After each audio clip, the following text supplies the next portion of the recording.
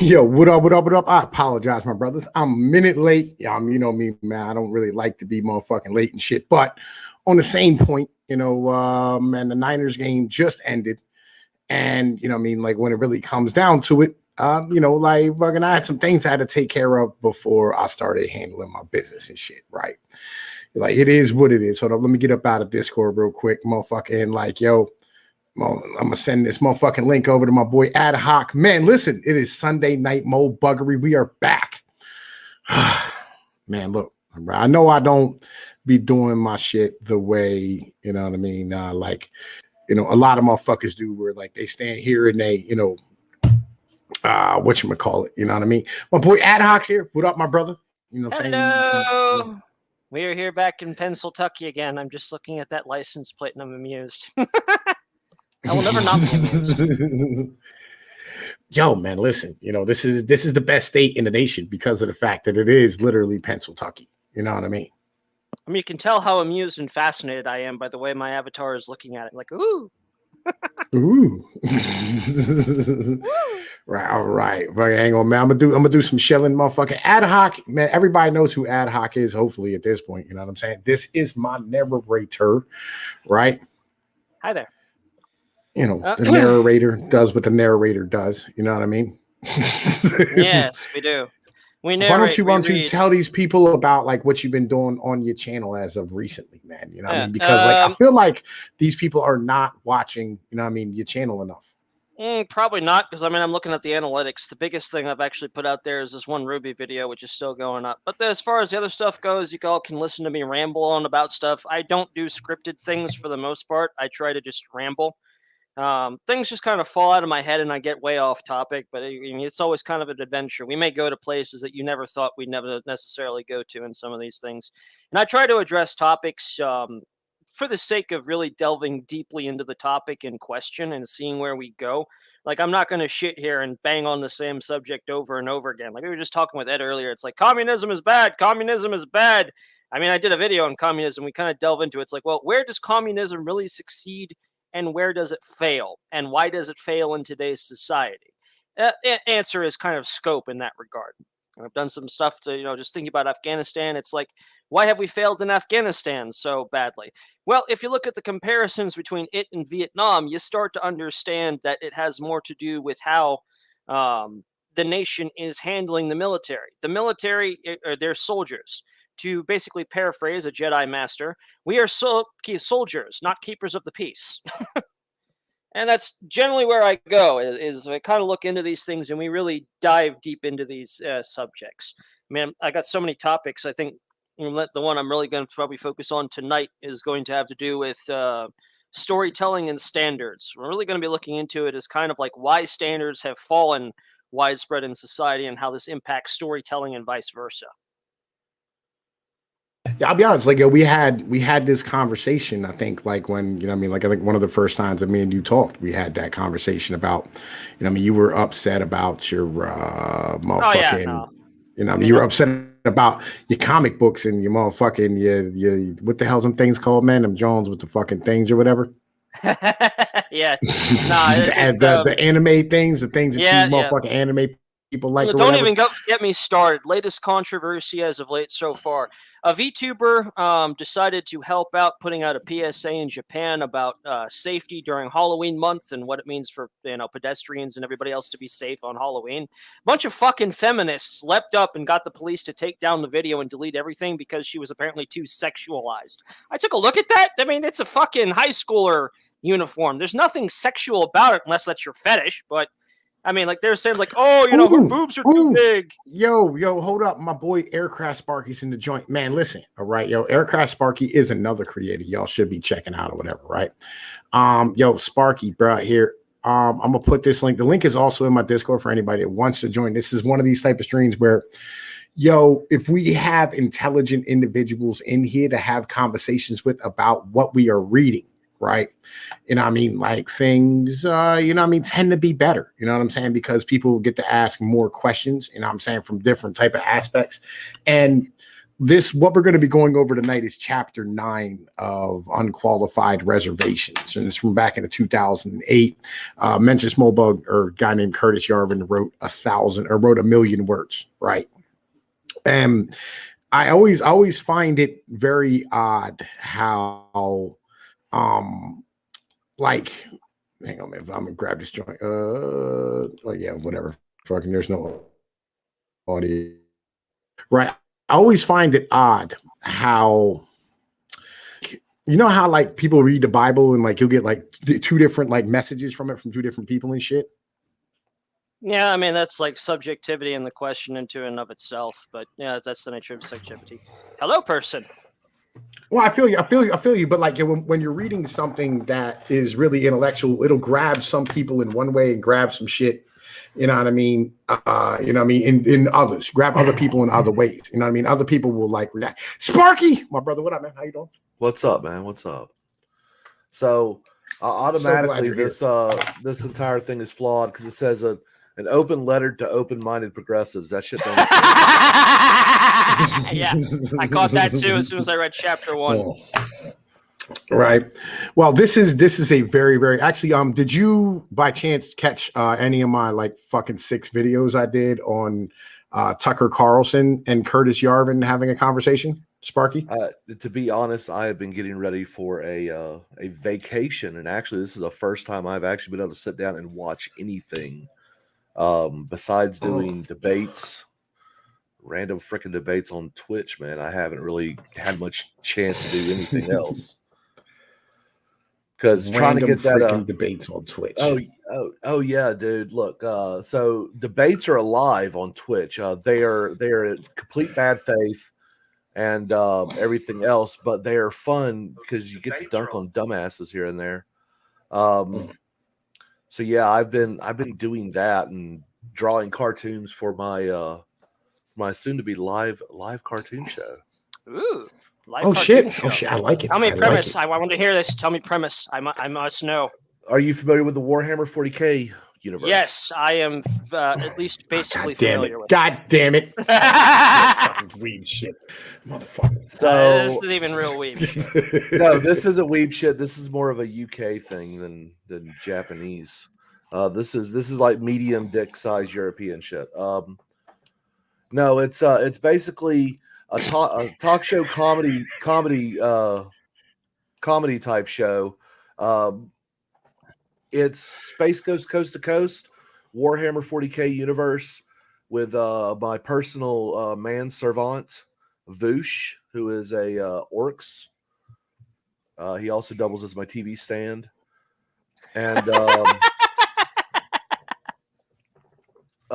so it's ridiculous shit. I've been drawing, the people we're gonna kill and Is he at least gonna do the orky voice? Otherwise, you ain't no proper orc. Gotcha, yes, he will scream things like "wog" and all other things. Yo, man, I'm saying, I have a puppet, right? Legitimately, like I have a gorilla puppet. You like it? I think it's a nice puppet, right? Like you can hook up, man. Like the eyes to be straight if you want to, and like if you want to use it, what I'm saying, like legit, I would most definitely send you the file, and like I'll send you some audio files or whatever. Seriously, I will be looking for voice actors here probably after my vacation because that will be needed. We will need people to, of course, do the voice acting for some of these pre-recorded things. But yes, it's going to be a Space Ghost Coast to Coast type show with a Warhammer feel to it. So whoever comes in for the interview, it'll start off normal, so who are you, what do you do, why should we care type shit, and then it'll of course progress to and your feelings on the God Emperor's latest edict about how we must destroy all the Xenos. Oh boy! All right, I can already see this going. Well, welcome, my brother. Have yourself a wrench. Willie Cogley, my brother, motherfucking have your sense of wrench, man. Listen, everybody gets a wrench in the chat. That's how this works. This is a motherfucking wrench, no state. Justin Kuhn is here too, man. My brother, fucking, how you doing? I think he's muted. So that's why I know he's muted. talking. I know he's muted, but like, it was like I figured out You how know I he's try muted. to I know he's muted, but does he know he's muted? and like, I know I'm muted. Can y'all hear me? Hey. yes, I can, man. How you doing, sir? How you doing? Well, I'm here, and I just figured I'd jump in for once. I actually have time for once. I usually work on Sundays. Got you. Well, Sunday's my day off, so like, fucking this is my Lucky. time to do what I did. Yo, look, all right. I just got done watching my Niners lose by fucking 2 goddamn points. Yo, Man, better the Niners than the Cowboys. Ugh. Well, okay, look. so there was this one kid here in Oklahoma. Was basically kids had some problems, right? His parents beat the shit out of him, and they were trying to find a place to place him, because hey, we don't want children being beat unless they absolutely need it. But this child, he's a good boy. He didn't do nothing anyway. Right. So they go. The judge says, "Well, you know what? We'll how about we put you with your grandmother?" And the kid started crying. He's like, "No, I can't go live with my mama. My mama will beat the hell out of me. They're just, where do you think my parents learned how to beat me? It was from their parents." So the judge is like, "Okay, well, that kind of makes sense. I don't like it, but hey, well, how about an uncle? Oh no, well, I was raised by my grandma. It's not any better. They're just going to beat me too." And he goes, "Okay. Well, what about your aunt over here?" And he's just like, I'm really scared of her. She has never hit me, but I see her beat the hell out of her kids. Judge gets a little bit fed up, and he goes, "Well, who would you suggest take care of you? Someone who would not beat you?" And he says, "The Dallas Cowboys, because they can't beat anyone." Yo, that was a long joke. Thank you for everybody who stayed for the whole fucking thing. Yeah, I know, right? I apologize for that, but it was worth it to shit on the Cowboys. It was worth it. It was. Yo, fuck the Cowboys. I'm with that ideology. All right. So, all right, everybody who hasn't been here before, Sparky, we have a lot to get through, my brother. You know what I'm saying? It's like this is what this is. All right, this is a blog post from back in 2008 from a guy named Mentions Moldbug. His real name's Curtis Yarvin. He currently writes on the Gray Mirror on Substack, and we've been breaking down that. But this is where this begins. This is chapter 9 of an open letter to open-minded progressives from unqualified reservations. The link is in the description if anybody wants to follow along. And I'm gonna tell you what, like, this is super fucking interesting, right? About what's known as the cathedral. Sparky, do you know what the cathedral is? I've heard that term before, and I think it was in one of your videos, but break it down for me real quick. All right, so it's really simple. Short. All right, really simple. It's academia plus the media, right? Gotcha. So the government basically leaks power, right? And because it doesn't have a way to communicate with the citizens, and it uses the media to do so. So the media has ended up like basically being given the title of Ministry of Truth of the United States. It's a government agency outside of the United States that exists as part of the government structure. And it is an oligarchy inside of the U.S. that's running things and people don't know it. Like, everybody wants to blame like Mark Zuckerberg or, fucking Jeff Bezos or something. But the truth of the matter is that Mark Zuckerberg and Jeff Bezos had to go testify in front of, because the media. I cut out. All right. Well, Mark Zuckerberg and fucking Jeff Bezos had to go testify in front of Congress because of the fact that the media sat here and said they're like platforming fucking white supremacy and fucking, Donald Trump Russian people, and, they're fucking interfering in our elections and things of this nature. Right. Russia. Right. But like, the truth is that, like, I'm saying, like, the media, sat here and, was the ones who actually pushed this fucking narrative, right? And academia are the ones who basically staff all the fucking bureaucratic positions and all the corporate positions in the fucking United States. So they're aristocratic fucking oligarchic fucking figures who all have the same ideology, because like all of the fucking college courses are written at like Harvard or Yale or fucking Princeton, whatever. And they're all distributed to all these other colleges all across the country. And it seems like there's some crazy leftward bias happening everywhere because of like some like bananas conspiracy theory. But the truth is just all these individuals who are actually like running the fucking companies and running the government, you know what I mean, are, you know what I mean, all getting all their fucking training at the same place. And that's the mentality of the cathedral. Get it? Okay. I'm following. I mean, I'm surprised they didn't want to put in the unit, but I'm still looking for all these white supremes. I keep hearing about them.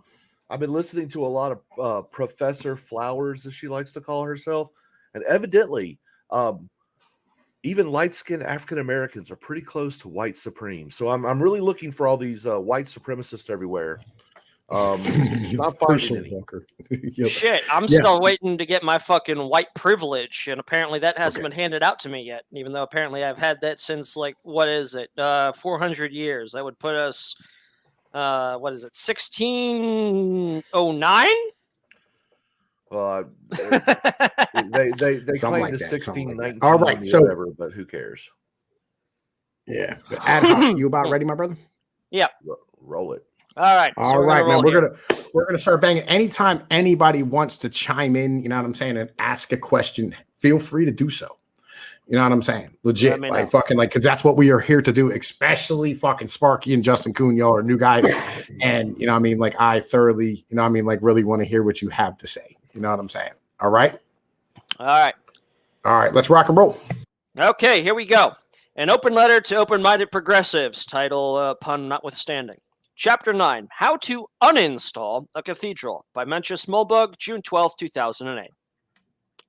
I'm afraid, dear open-minded progressive, that we have wandered into deep and murky waters. You thought you were merely in for a bit of philosophical wrangling. Instead, here we are, openly conspiring to restore the Stuarts. The other day, in an old book, I found a cute little summary of the problem. The book is Carlton Hayes's History of Modern Europe, first published in 1916 and updated in 1924. Writing about modern Europe without mentioning America is a little bit like writing about the Lakers without mentioning Kobe Bryant. And in the 1924 addendum, Professor Hayes simply gives up the ghost and tells us what's happening lately in the Western world. Of course, I simply adore these kinds of contemporary digests. Here's a statement of the Protestant Christianity circa 1924. Among Protestant Christian sects, there were several significant movements towards cooperation and even towards formal union.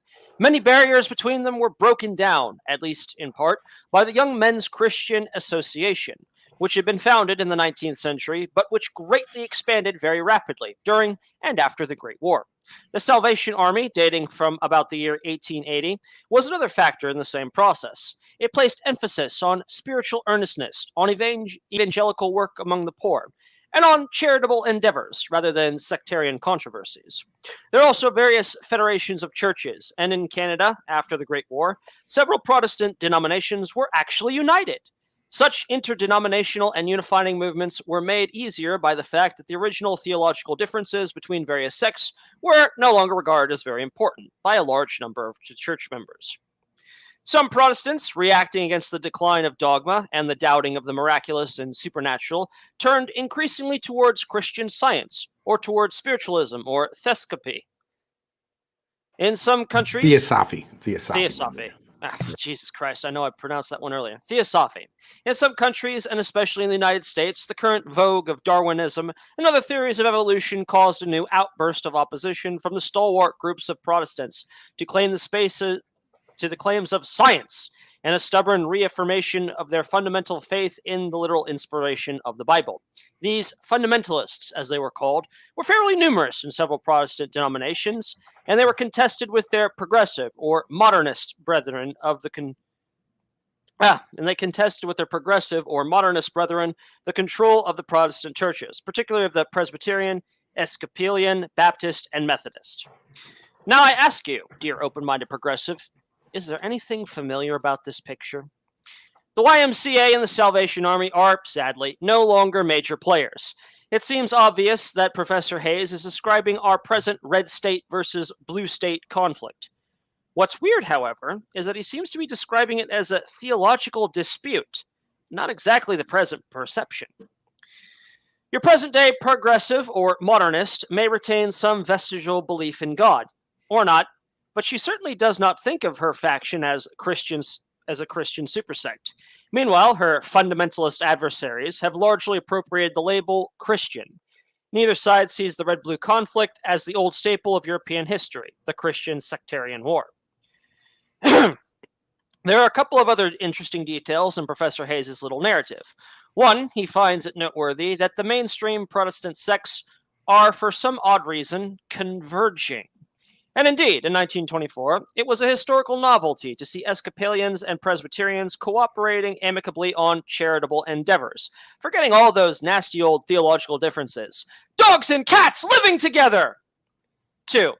It is clear, at least from Professor Hayes' perspective, that the progressive or modernist side of this conflict is the main steam of American Protestantism, and the fundamentalist side is a weird, stubborn mutation.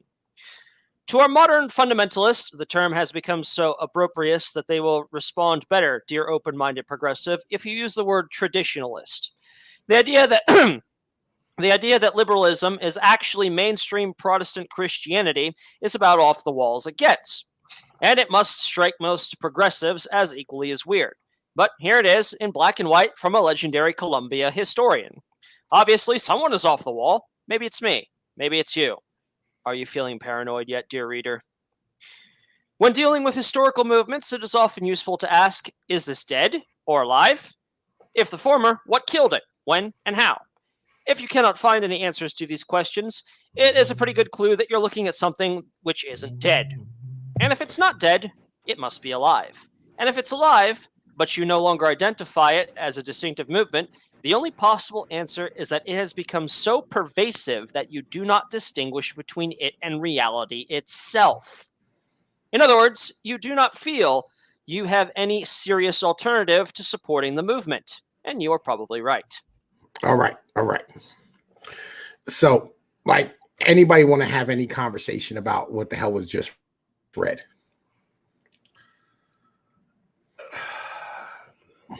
You know, they're talking a lot about religion, which is something progressives don't prescribe to. So, no. Well, like, no. Like, all right. So, like, what you have to understand, what you would understand as being progressive, is actually the mainstream wing of the fucking Protestant church. Yeah, I can see that to a point.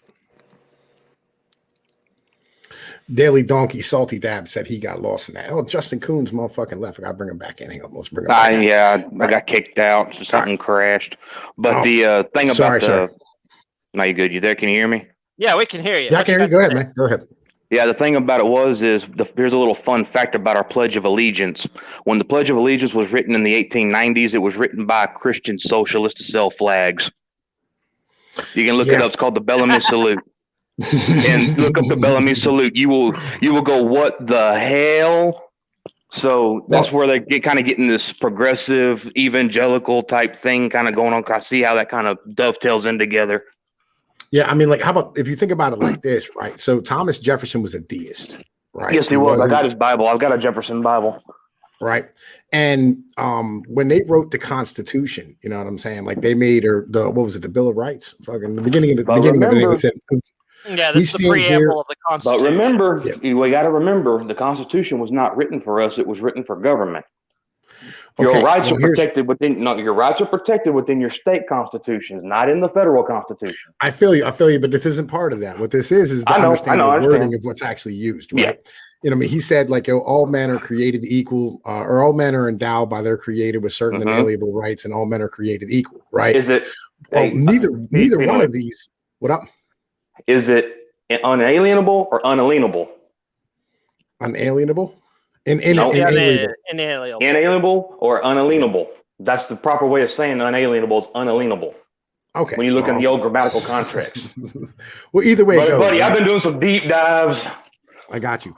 Right. But the mentality is that, like, this whole mentality of like fucking the Protestant religion, because this is where this comes from white Anglo-Saxon Protestants in the Northeast, right? These are the traditional aristocrats of the United States, guys like Princeton, the loyalists Harvard, that didn't pick in either side on anything in the Revolutionary War. People forget that. Yeah. There's a lot of moving parts of this, right? You know what I'm saying? But like, you got to remember that, like, when you start really looking at this and understanding like how deep this shit goes, Very deep. It's insane. You know what I'm saying? Like, nobody. Yeah. See, look, Kanaka Sandy, I have an issue with creating equal part. Nobody is equal. Nobody is equal, really. Yes. Right. This is kind of the mental, right? Like, God created you with certain inalienable rights. No, the fuck he didn't. You know what I mean? Your rights are granted, you know what I'm saying, by either A, yourself naturally, or B, by, you know what I'm saying, the government motherfucking enforcing them and motherfucking allowing you to have them. That's the situation. It's a whole different thing. And when you really start breaking this down, this goes further back than most people even understand. But we're gonna get into that, but I wanted to stop real quick, because I know some motherfuckers got lost in some of this shit, and this is tough to understand, especially when it's being read to you instead of you reading it. Like, you're probably like, anybody who didn't get this daily donkey salty dads, bro, I would recommend you go back and read this shit. I got the link in the fucking. You have to read it about 4 times to fully grasp it. Yeah, you can't just read it once. You can't just read it once and think you got it. Oh, no. It don't work that way. Demet's just kind of going through this right now. What I feel that he's doing right now is he's setting it up for later on when he actually starts comparing the modern progressive movement with everything that's been going on right now. So right now what we're doing is kind of the setup. He's basically kind of filling us in on, it's like giving us some historical context. It's like, these are where the Christian sects started to split themselves up, started to converge, started to do all this weird movement sort of thing. And this is, things you need to understand, because when he starts tying in modern progressive movement back to all this way back when, you'll now be able to understand and go, oh, that's where it came from. Yeah, but I just wanted to like put everybody, like, make sure everybody's on the same page. All right, so let's keep rocking, Ad Hoc. All right. So note that this is exactly how you, dear open-minded progressive, see the modern children of these stubborn fundamentalists. You read the conflict asymmetrically. You don't think of yourself as somebody who believes in progressivism. You don't believe in anything. You are not a follower, after all. You are a critical and independent thinker. Rather, it is your fundamentalist enemies, the tribe across the river, who are the Jesus-besotted zombie bots. The first step towards a historical perspective on the conflict is to acknowledge that both of these traditions are exactly that, traditions. You did not invent progressivism any more than Billy Joe invented fundamentalism. Thanks to Professor Hayes, we know this absolutely because we know both of these things existed 84 years ago and that you are not 84. So see, like I said, now we're getting into how the whole modern outlook actually came into being from that last one. Yo, Ad Hoc is the shit. I just want to put that out there. Y'all need to go watch his fucking channel. Ad Hoc, how do I find you? I've been trying to find your channel. It's just basically Graveyard Shift. If you're looking for my channel, that's what it is. Graveyard Shift on YouTube. Yeah, I'm sorry. I forgot to put it in the motherfucking. Because I literally create these videos like about right now. It's 12 a.m. for me. I know I work graveyard shift. I know your pain. Yeah. As do I, but I enjoy it. So, like, you know what I mean? Oh, I love what I do. I work for Walmart. I throw crap on shelves, and I love doing it. But sometimes it does kind of grind on after a while. Yep. It's tough living a normal life when you got to be up at night. You know what I mean? It's fucking, especially now, like, nothing's open 24 hours anymore. It fucking sucks. Anyway, let's keep rocking. Let's keep rocking. And so, what is the difference between a mere tradition and an honest-to-God religion? Theology. A many-God, or three-God, or one-God tradition is a religion. A no-God tradition is, well, there really isn't a word for it, is there? This is a good clue that someone has been tampering with the tools you use to think. Because there must be as many ways to not believe in a God or gods as there is to believe in them. I am an atheist. You are an atheist. But you are progressive, and I am not a progressive. If we can have multiple sects of Christianity, why can't we have multiple sects of atheism? All right. Let's rectify this linguistic sabotage by calling a no-God tradition an a-religion. A one-God tradition is a uni-religion. A two-God one is a di-religion. A three-God one is a tri-religion. One with more gods than you can shake a stick at is a poly-religion. And so on. We see it instantly that while progressivism, 2008 style, is an a-religion, it does not at all follow that which is the one Yo, true I just a-religion. spammed his link in the motherfucking chat, everybody. So like, go motherfucking sub to his motherfucking channel. You know what I mean? Like, yo, real shit. Sorry. Yep.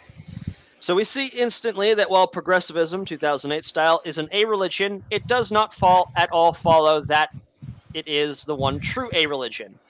Oops. Question. In a political conflict between a di-religion and a poly-religion, which side should you support? What about an a-religion versus a tri-religion? Let's assume that, like me, you believe in no gods at all.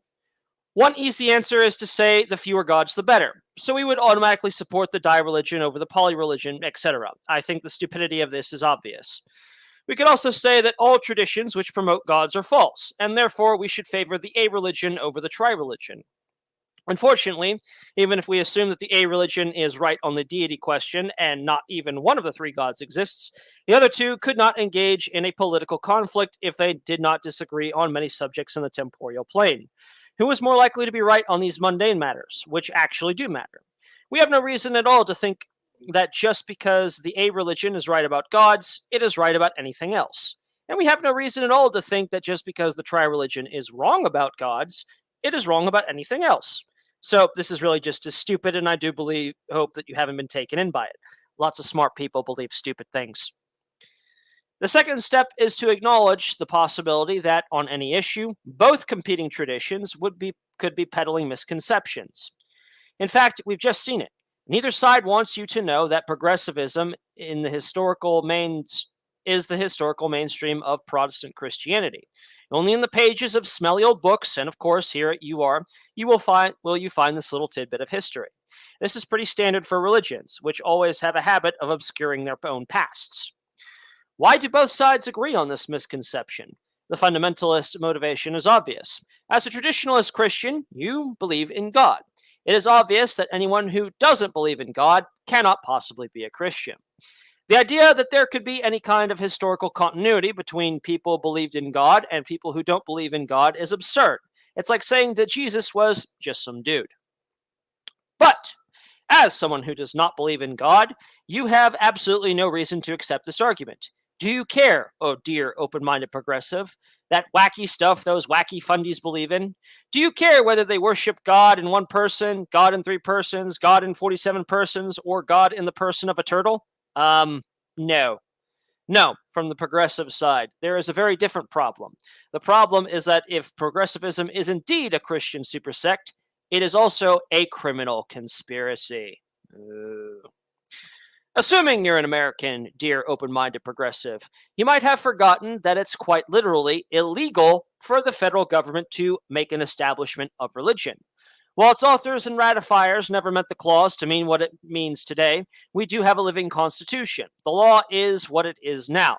And over the last half a century, our friends in high places have been quite enthusiastic about deploying it against their fundamentalist foes. Perhaps some perspective can be obtained by replacing these words modernist and fundamentalist in Professor Hayes' narrative with Sunni and Shia. The First Amendment does not say Congress shall make no law respecting an establishment of Shiism. More to the point, it does not say Congress shall make no law respecting an establishment of religion until that religion manages to sneak God under the carpet, at which point, go ahead, dudes. Rather, the obvious spirit of the law is that Congress shall be neutral with respect to the theological disputes of its citizens, such as that's described as Professor Hayes. Has it been? If you doubt this, maybe it's time to put on the fundamentalins. This is a cute optical accessory that transforms all things Sunni into things Shia and vice versa. When you're wearing the fundamentalins, progressive institutions look fundamentalist and fundamentalist institutions look progressive. In the fundamentalins, Harvard and Stanford and Yale are fundamentalist seminaries. It may not be official, right. but there is... So... Yes. Let's go over that fuck. That word salad. Religions and all religions. Right. So anybody understand exactly, you know what I'm saying? Like what was motherfucking like said there? No. Oh, I do, but I'm gonna behave and be quiet because I've been reading the legal dictionary. No, go ahead. No, hold on. Hear me out. Go ahead. Now, when you read the legal dictionaries, you're going to find out God does not mean what you think it means. The state is your God. The state is your God. Okay. I got served a judgment not too long ago, and when you read the court proceedings, when you go before a judge, it's called a prayer. You pray for relief to the judge, to the magistrate, to the God, because that is what God means in the legal dictionary. It means magistrate, Lord. That's the legal definition of God, capitalized or uncapitalized. Ominous. Okay. So Sparky, you know what I'm saying? Like, yo, a bunch of this is I'm like thoroughly like giddy about the fact that you're here. I want you to know that first off, right? Because like, yo, you are one of these like traditional conservative guys, you know what I'm saying, who like gets a lot into the left and right type of thing, right? And I think a lot of us have kind of gotten past that point because like we fully understand that like, yo, we're not aristocrats and we're not part of their game. No, right? we're not. No, we are the plebs. We're the unwashed masses, and I am more along the lines of, well, fuck you, you're gonna smell me. I get right in their face because I'm done playing the fucking games. Right. I mean, but like I like to have an understanding about things, right? That's kind of my mentality. I'm like, all right, I want to be able to look at shit and call it for what it is, right? Rather than standing here looking at things and going like, oh man, you know, I'm just supporting the red side or the blue side or whatever it is, because like none of it's for us. In the end of the day, it's all fucking complete and utter bullshit. Like none of it really fucking exists. You know, like they're standing here. Go ahead. The idea is to not allow them to interfere with our lives while allowing them to do what they're going to do anyway, because we're not going to be able to stop them. But really, I believe our goal as creators, as pundits, whatever you want to call us, is more along the lines of to awake the masses, to let them know that they're not alone. We all feel the trespasses, and we need to find a way to organize against the aristocracy in order to fight back more efficiently, because you're not going to fully win, but you can make their lives enough hell to where they'll back the fuck off. Okay. I got your mentality. But ultimately they're going to keep coming, right? They're never going to stop. Right. So like for me, all right, this is advanced motherfucking like governance is what we're going over, right? You know what I'm saying? Like we're pulling back the veil and going like, yo, this is how this is actually set up. Like this is what this really is.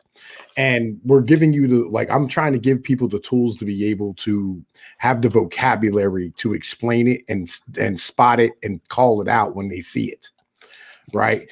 Rather than, you know what I mean, like kind of going, hey, look, and like I understand like you're going through this and da da da da and all this type of shit.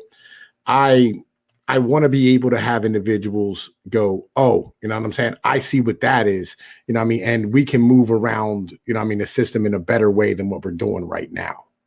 You know what I mean? That's kind of my mentality. Fair enough. You know what I mean? Right. And so like, I don't know, like, as I said, I'm ecstatic that you're here hearing this, right? Because like, this is, you know what I mean? This is shit that like guys like Tucker Carlson and shit, you know what I mean? Fucking are well aware of, you know what I mean? Right. And so like, you know, if you can actually be educated in the ways that they are, you know what I mean? You can motherfucking like really start moving in a different manner altogether in this fucking shit. You know what I mean? And really start having the opportunity to like call shit out without having to, you know what I mean, stand here and play the fucking red versus blue shit, because like you'll end up like just being completely away from the entire system and be a different part of it rather than being a pundit or being a collaborator. You know what I mean? You can actually, you know what I mean, be a dissident, you know what I mean? And really just play your motherfucking part and not, and actually start looking for better ways to solve it than trying to reform the system that's completely and utterly fucking broken. No, but anyway, yo, ad hoc. Hello. Let's keep rocking, my brother. Alrighty. In the Fundamentalins, Harvard and Stanford and Yale are fundamentalist seminaries. It may not be official, but there is no doubt about it at all. They emit Jesus freak code words, secret Mormon handshakes, and miscellaneous Bible baloney the way a baby emits fermented milk. Meanwhile, Bob Jones, Oral Roberts, and Patrick Henry are diverse, progressive, socially, and environmentally conscious centers of learning. Their entire freshman class lines up to sing Imagine every morning. Would that creep you out, dear open-minded progressive, to live in this country? It would certainly creep me out, and I'm not even a progressive, though I was raised one. An America where every progressive in any position of influence or authority was replaced by an equal and opposite fundamentalist and vice versa is one you would have no hesitation in describing as a fundamentalist theocracy, which implies quite inexorably that the America we do live in, the real one, can be fairly described as a progressive atheocracy. That is, a system of government based on an unofficial a-religion progressivism.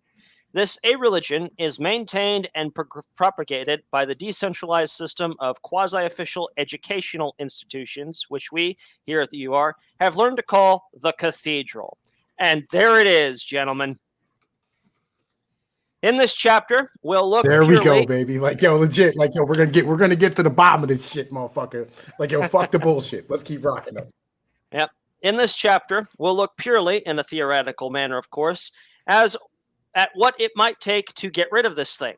If you find the excuse unpalatable, dear open-minded progressive, just snap the fundamentals back on and imagine you're trying to free your government from the icy, inexorable grip of Jesus or the Pope.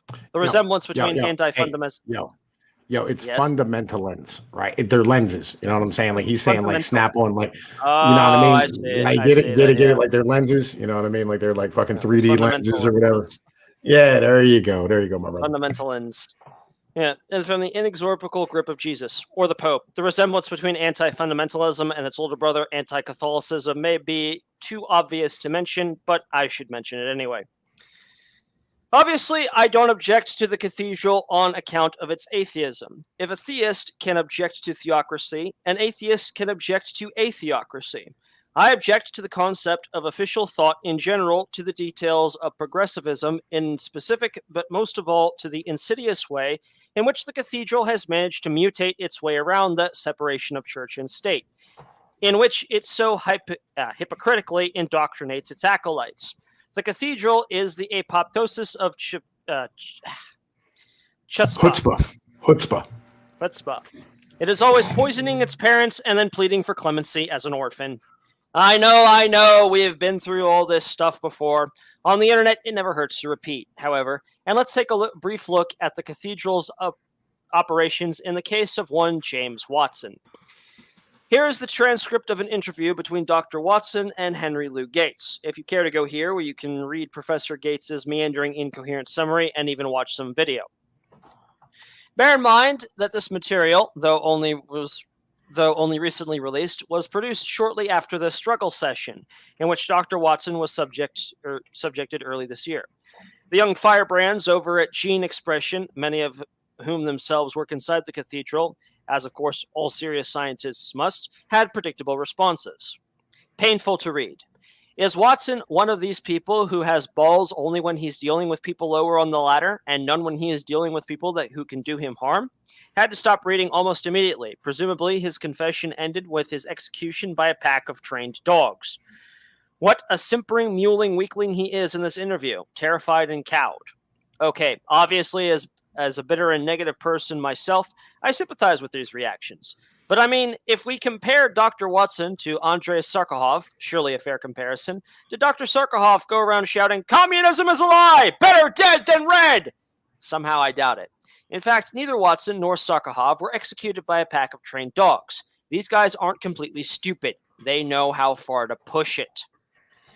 And Dr. Watson even manages to get Professor Gates, whose career cannot be understood without reference to the color of his skin, to swallow the following harmless-looking red pill. JW, we shouldn't expect that people in different parts of the world have equal intelligence, because we all know that. And people say that these should be the same. I think the answer is we don't know. Q, we don't know. Not that they are. JW, no. I'm always trying to say is that some people of the left-wing persuasion have said that there wasn't enough time for differences. We don't know. That's all. Q. We don't know. We don't know. And we can tell that the pill has gotten deep down inside Professor Gates. It has been swallowed and digested and worked its way through the bloodstream and is starting to produce that awful wiry feeling in the glial cells by a question he asked earlier. Q. But imagine if you were an African or an African-American intellectual, and that's 10 years from now, and you pick up the New York Times, its table, and some geneticist says that A, that intelligence is genetic, and B, the difference is measured on standardized tests between black people and white people is traceable to a genetic basis. What would you, as a black intellectual, do you think? Here's the problem. The message our beloved cathedral has been implanting in all the young, smart kids at Harvard, Yale, and Stanford, the cream of the crop, the top 1%, not to mention the readers of the New York Times, who are the top 10%, is not, we don't know. Oh, no. The message is, we do know. They are equal. In fact, we are so sure they're equal that if you even start to hint you might disagree, we will do everything we can to destroy your life, and we will feel good about it, because your opinions are evil and you are too. So it's not even a question of 10 years from now. White-coated scientists exercising their papal infallibility through ordinary magisterium of the Times Square do not need to declare their final and inexorable proof of A and B, thus proving that the cathedral has been broadcasting mendacity since 1924 and enforcing it since 1984. That's a conspiracy number if I saw one. We need await nothing. Any intelligent person can already read the contradiction. Professor Gates has said it out loud. If you accept Dr. Watson's fallback position, his intellectual Torres Verdas, as Professor Gates does, the cathedral is already a goner. Its defeat is not a matter for further research. It is a matter of freshman philosophy. The cathedral has chosen to fortify, not as a minor outpost, but as its central keep, the position of not A and not B. Actually, since not A or not B would suffice, the typical insistence on both is a classic sign of a weak position. Its belief in the statistical uniformity of the human brain across all subpopulations presently living is absolute. It has put all its chips on this one. And the evidence for its position is not really much stronger than the evidence for the Holy Trinity. In fact, the Holy Trinity has a big advantage. There may be no evidence for it, but at least there is none against it.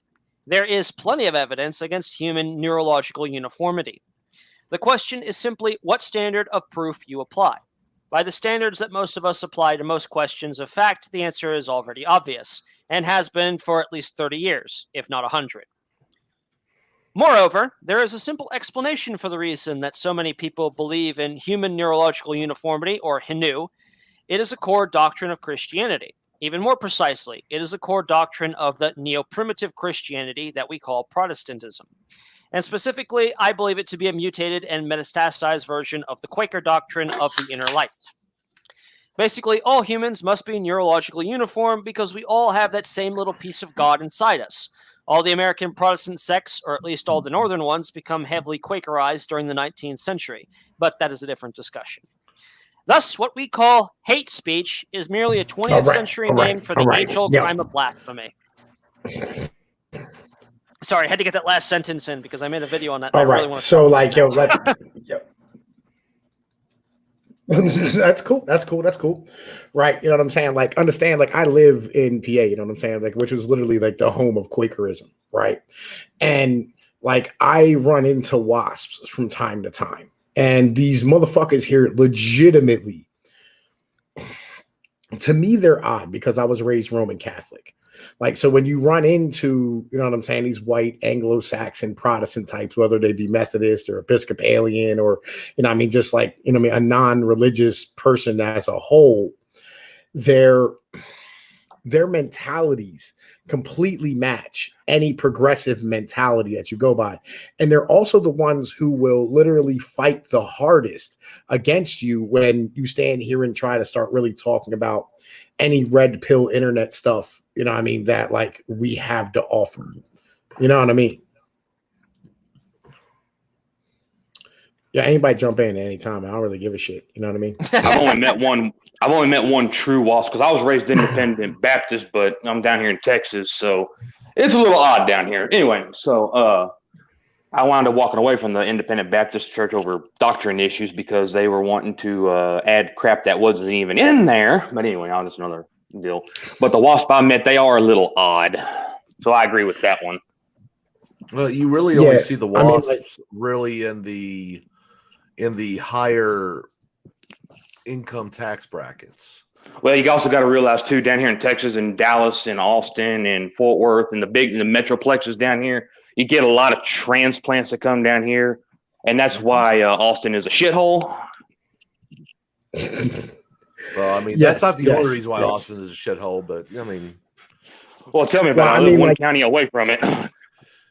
Like, yo, man, listen, like, you know what I mean? The motherfuckers who came there and, you know what I mean, were of the, you know what I mean, like upper middle, upper class white people, you know what I mean, who ended up going into office and were trained in these northern fucking schools are the individuals who actually ruined Austin. You know Pino, what I I do mean? have a question. Back to what he was earlier when he was talking about the yeomans and the armigers and all that stuff. Was he using the actual Right. definition and heraldry of the armiger, of one who bears arms? I don't know, but I know the yeoman was a proper use of the definition. Well, yeah, because there's a quote by Tench Cox about who are the militia. You look it up because he says the militia is basically the yeomanry between 16 to 50. And he was talking about on how top our of rights that, are protected. All right, so like yeoman was actually before that. It was an old English term for There's also a lower rank class class, males too. who tended to be Mhm. sailor. Yeah, And they were in the It was a 1400s. They were lower-class the ones individual. called up to, the yeomen in 1400s were the ones called up to basically fight the fucking wars.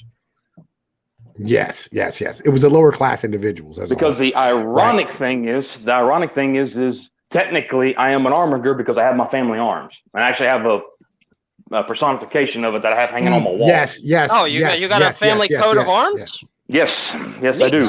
I do too. I'm descendant from I the do Coon too. family of New York.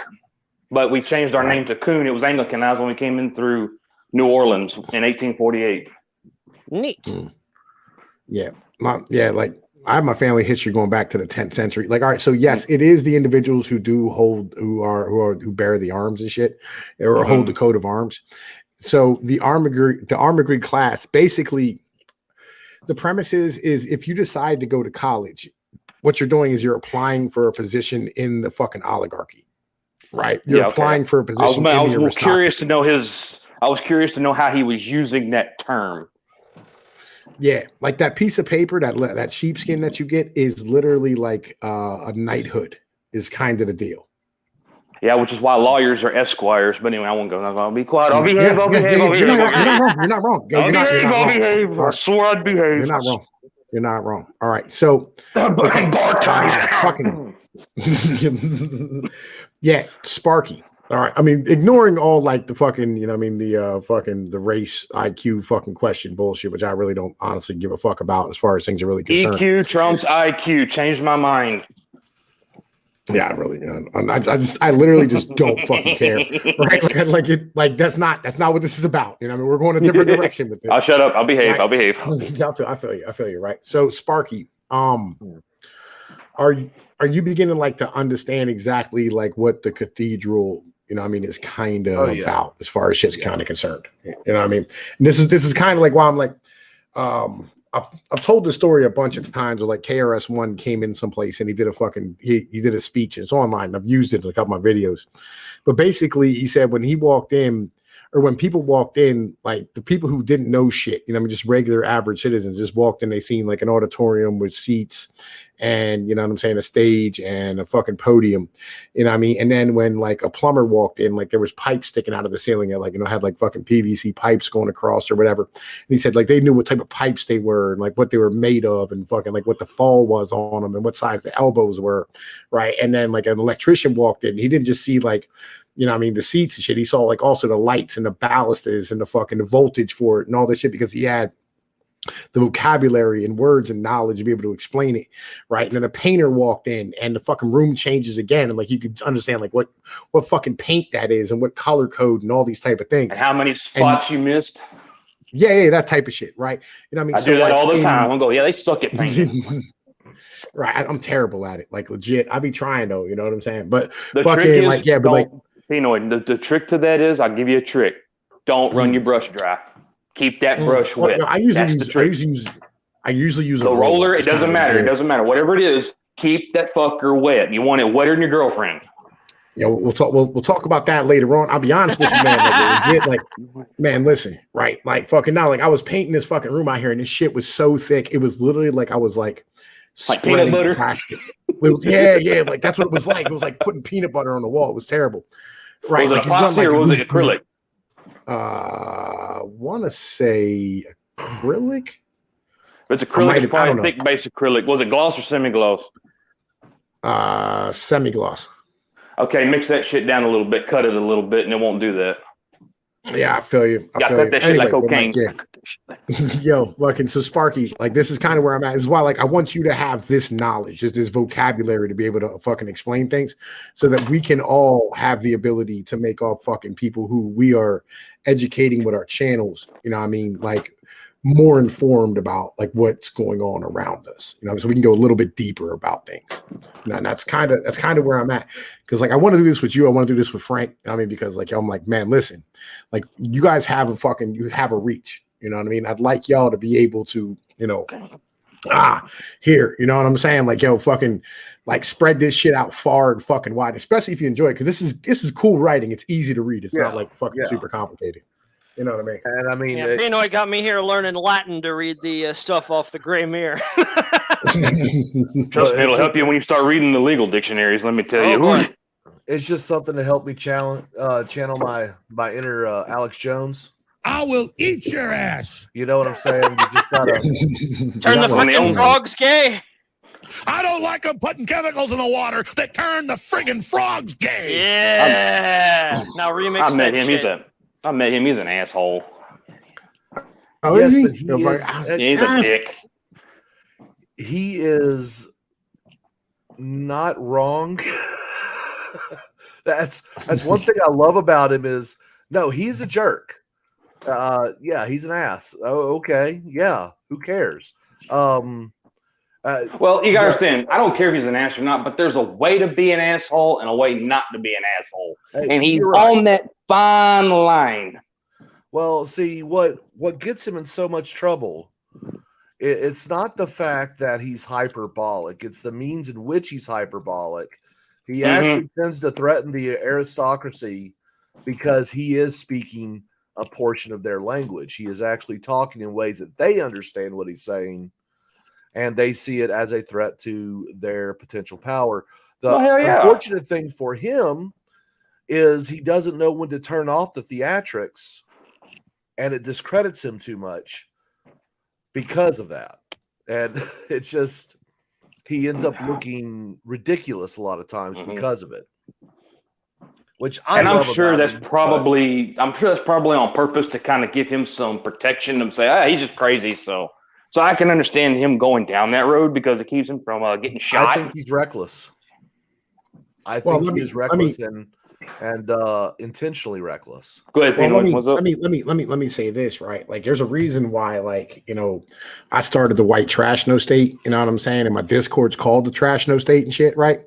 It's because of the fact that, like, comedians get away with way more than everybody else does, right? Because of the fact they can always just go, I'm a clown, you know what I mean? And I stand here and I go, I'm just white trash, you know what I'm saying? Like, fucking, that's all I'm proud of it. Well, like, yo, but the thing is like, yo, when you do that, you're disarming everybody to fuck around you. You know what I mean? Like, Al Pacino in The Devil's Advocate, he sat there and he said, look, you know what I mean, fucking nobody sees me coming. You know what I mean? Like, when I get done banging this broad out and she's fucking laying there feeling like she got ran through by the Roman fucking military and shit, you know what I mean? And she's looking around for like other dudes, you know what I mean? She just fucking sees it's just me. You know what I mean? She had no idea I was coming. And that's kind of the deal. Like, you always want to be like you always want to be underestimated, not overestimated. You know what I mean? Like, that quiet motherfucker you gotta watch out for. That loud mouth, he ain't nothing. That quiet one, that's the one you look out for. Like, yo, learn how to move in a room full of vultures. Ad hoc, my brother, bro. Let's keep rocking. First off, I need to actually pop off on this goddamn rage moment here. Thus, what we call hate speech is merely a 20th century name for the age-old crime of blasphemy. I fucking hate this. I fucking hate when progressives do this. They twist the damn language around to the point where you can't even understand it. I know why they do it, so they can basically confuse you, but Jesus fucking Christ, it is annoying as hell. I mean, I even posted a video partially about this, which is basically entitled White Knighting and all the other stuff. I basically put like a bunch of the Ruby fandom YouTubers on blast for basically coming out here with things like, oh, it's toxic positivity. I'm sitting here like, you motherfuckers, that's white knighting and brigading, and you fucking know it. Stop twisting the goddamn language so you can come out to be this and be this whole, oh, we're so stunning and brave for being the first about talking about this. No, you motherfuckers! I've been calling this out since season 4. What is wrong with you? Yo, look, Hey, man, Ad Hoc. right. Hey, before y'all go, Ad Hoc, got a question for you. I may have an answer. Have you listened to the Gulag Archipelago or Reddit yet? I have not, but I've heard tales of You it. need to be doing that. I am listening to it right now as I work. You need to do that. You think you hate communism now? I'm always looking Anyway, for new all right. ways to ratchet the rage up. So Okay, yeah. I've Back on task. I've read fucking pieces of it and shit. You know what I mean? Like, I'll be honest. They got with the you. audio book. The audio book is the guy that reads it is really good. Oh, cool. I might have to actually fucking grab that. I'll drop a link on it when y'all get done. I'll post it in the description. I have 9 credits on motherfucking Audible right now. I need to get used up, so I'll probably grab that. I'll post it for us plebes that can't afford that shit. Well, I'm working through a bunch of different books right now. Dude, y'all gotta understand. I'm neck deep in Blackstone's commentaries right now and shit like that, and the Anti-Federalist Papers and all that shit. So, like on my own, I'm doing Frederick List's he's good. Yeah, that's on my channel right now. I went through chapter 1. I'm going to chapter 2 probably this week. You know what I mean? But Actually, I got his stuff saved. I got to listen to it, but I ain't had a chance to listen to it yet because I'm on Gulag right now. Yeah, I feel you. Right, I'm doing that one. I'm like another good one. If you ever want to have a chance to read fucking Angry Nomics by fucking. I've seen it. I ain't got Mark to it yet, Weiss. but it's that one was good. What'd you think of Freakonomics? I read it way back in the day, and I kind of half-ass remember it.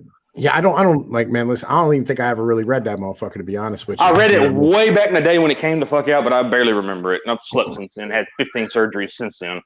Yeah, I feel you. But anyway, all right. Like, yo, and by the way, like that whole mentality of like fucking like being an asshole, like it's covered in the next sentence. Yeah. We can get right into it. I just had to stop and spew the hate out there for a minute. It's All like right, you go I ahead, hate man. when they change that. You go ahead, man. All right. I'm gonna go do some shit. Go ahead, go rock on. All right. So, you might have noticed that it is not, and has never been, illegal to be an asshole. No government in the history has ever come close to criminalizing rudeness, nastiness, meanness, or even harassment in general, not even in the workplace. Denying the inner light, however, is another matter entirely. It is all too easy to put on the fundamental lens and transport ourselves to Margaret Atwood world. Imagine the commander processing the assembly line of blasphemers with this handy neo-Quaker catchphrase. Scorned the testimony of equality, violated right ordering, denied the inner light, defendant, I think the case is clear. 5 years of orientation. So it is almost impossible for me to answer Professor Gates's question.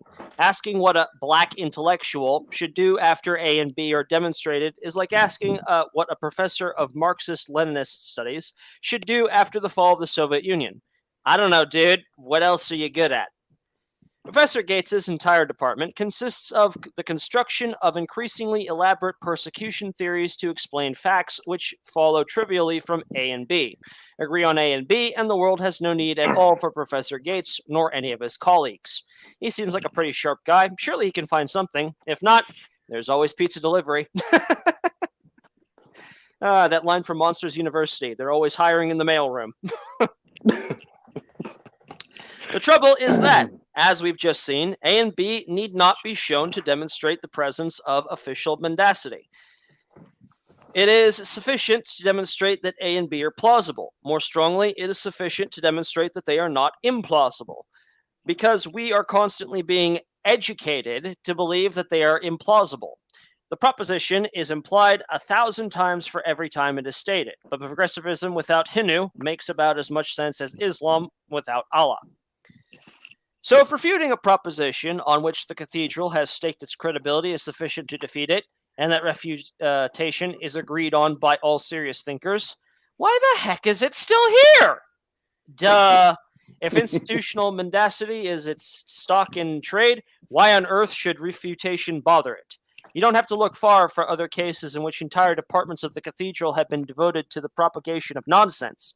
What do you expect them to do? Say, we're sorry, it's all true, we're all a bunch of shills, we'll go work as taxi drivers now? If the cathedral can lie now, it can lie then. It doesn't matter what Dr. Watson and his students produce now or 10 years from now. If it is impossible for the New York Times to produce a story saying that A and B are proven, no such story will appear. Rather, the standard of proof will simply be raised and raised again, as of course it has been already.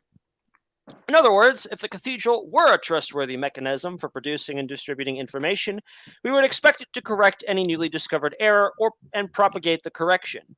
But if it were a trustworthy mechanism, it would not already be in an obvious error state, have maintained that error state for decades, and shown no signs at all of nudging Professor Gates out of the building and into his new career as a marketing executive.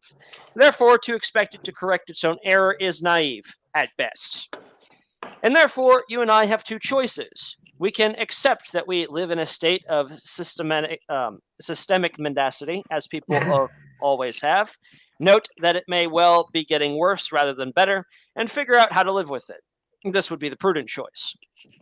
It demonstrates genuine wisdom, the wisdom of resignation and healthy personal motivation.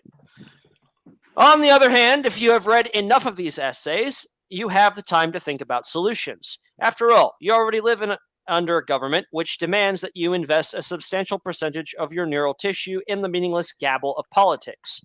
This lobe should probably be devoted to dance, shipping, or literature, or shopping. But we are, after all, human. In addition to our healthier and more positive cogitations, we sometimes express resentment. And what more pleasant riposte than to reprogram one's political control module and turn it against its former bot masters? So, we can separate the problem into two categories. One is a policy question. How can the American political system be modified to free itself from the cathedral? Two is a military question. Considering war and politics as a continuum, since the cathedral does not wish to relinquish power, how can it best be induced to do so?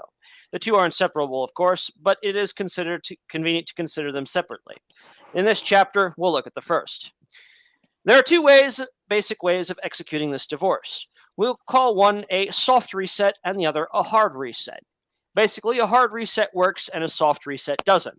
However, a soft reset is more attractive in many ways, and we need to work through it just to see why it can't work. In a soft reset, we leave the current structure of government the same, except that we apply the 20th century First Amendment to all forms of instruction, theistic or secular. In other words, our policy is separation of education and state. In a free country, the government should not be programming its citizens. It should not care at all what people think. It only needs to care about what they do. This issue has nothing to do with theism. It is a basic matter of personal freedom. You cannot have official education without official truth, i.e. pravada. Most, in fact, I'd say almost all, of our pravada is needed. Do you know what that term means, ad hoc, pravada? I do not know. What is it? That is the Russian state propaganda arm of the Soviet state, their state newspaper. That's what he's using that term for. Go back to Gulag Archipelago, and that gets explained in detail, and you will really hate it then. Man, sorry for the interruption. No, please interrupt me when you have stuff to chime in. This is what we live for. All right, so call it the 99.9%. The remaining 0.1 is creepy enough. The Third Reich used the wonderful word Aufklärung, meaning enlightenment, or literally cleaning up. Ooh, I don't like where this is going. Every time I see a piece of public education designed to improve the world by improving my character, I think of Aufklärung. But of course, a good Nazi education imparted many true truths as well. Jawohl, mein Führer. Did we really defeat the right enemy in that war? We did not win that war, but I will behave. There are four major Operation Paperclip. There are four major forms of education in a modern Western society: churches, schools, universities, and the press. Our open-minded progressives have done a fantastic job of separating the church and state. I really don't think their work can be improved on. A soft reset is simply a matter of applying the precedent to the other three. All right, first, let's deal with the primary schools. This is easy because they're actually formal arms of the government. To separate school and state, liquidate the public school system, selling all of its assets to the highest bidder. For every student in or eligible for public school, for every year of eligibility, compute what the school system was getting and send the check to the parents. He don't know about the CAFR. This Sorry, is budget. I'll behave. Yeah. This is budget neutral for state and family alike, and unlike vouchers, it does not require Uncle Sam or any of his little brothers to decide what education is. If at worst the parents would spend the money on Xboxes and PCP, it would still be a vast improvement on the inner city schools. The perfect is the enemy of good. This leaves us with the cathedral proper, the press, and the universities. The great thing about our understanding the wall of separation is that it works both ways. The distinction between a state-controlled church and the church-controlled state is nil. In modern interpretation of the First Amendment, both are equally obnoxious, although I suspect most progressives would find the latter especially repugnant. The same amendment prescribes the freedom of the press, but the freedom of the press and the separation of church and state are applied in very different ways. The suggestion of a state-controlled press evokes fear, terrible fear, and anger in the progressive mind. The suggestion of a press-controlled state evokes nothing. Even the concept is unfamiliar, unless they happen to be Tony Blair. I don't think most progressives have even considered the idea that the press could control the state. No points for guessing why this might be. And the same principle applies to our independent universities, especially briefly during the McCarthy period, about which is more in a moment. No one in government has ever considered trying to tell the professors what to think, just as no one in government has ever considered telling the preachers what to preach. But while professors and preachers are both free to offer policy suggestions, it would be a scandal if the latter's advice was regularly accepted. Let's take a hat tip from... All right. Man, listen. Like, especially like what's going on today with like the fucking press and shit. I find it fucking bananas, right? That like the press kind of controls the state, but like the state at this point has literally taken a hold of the fucking press.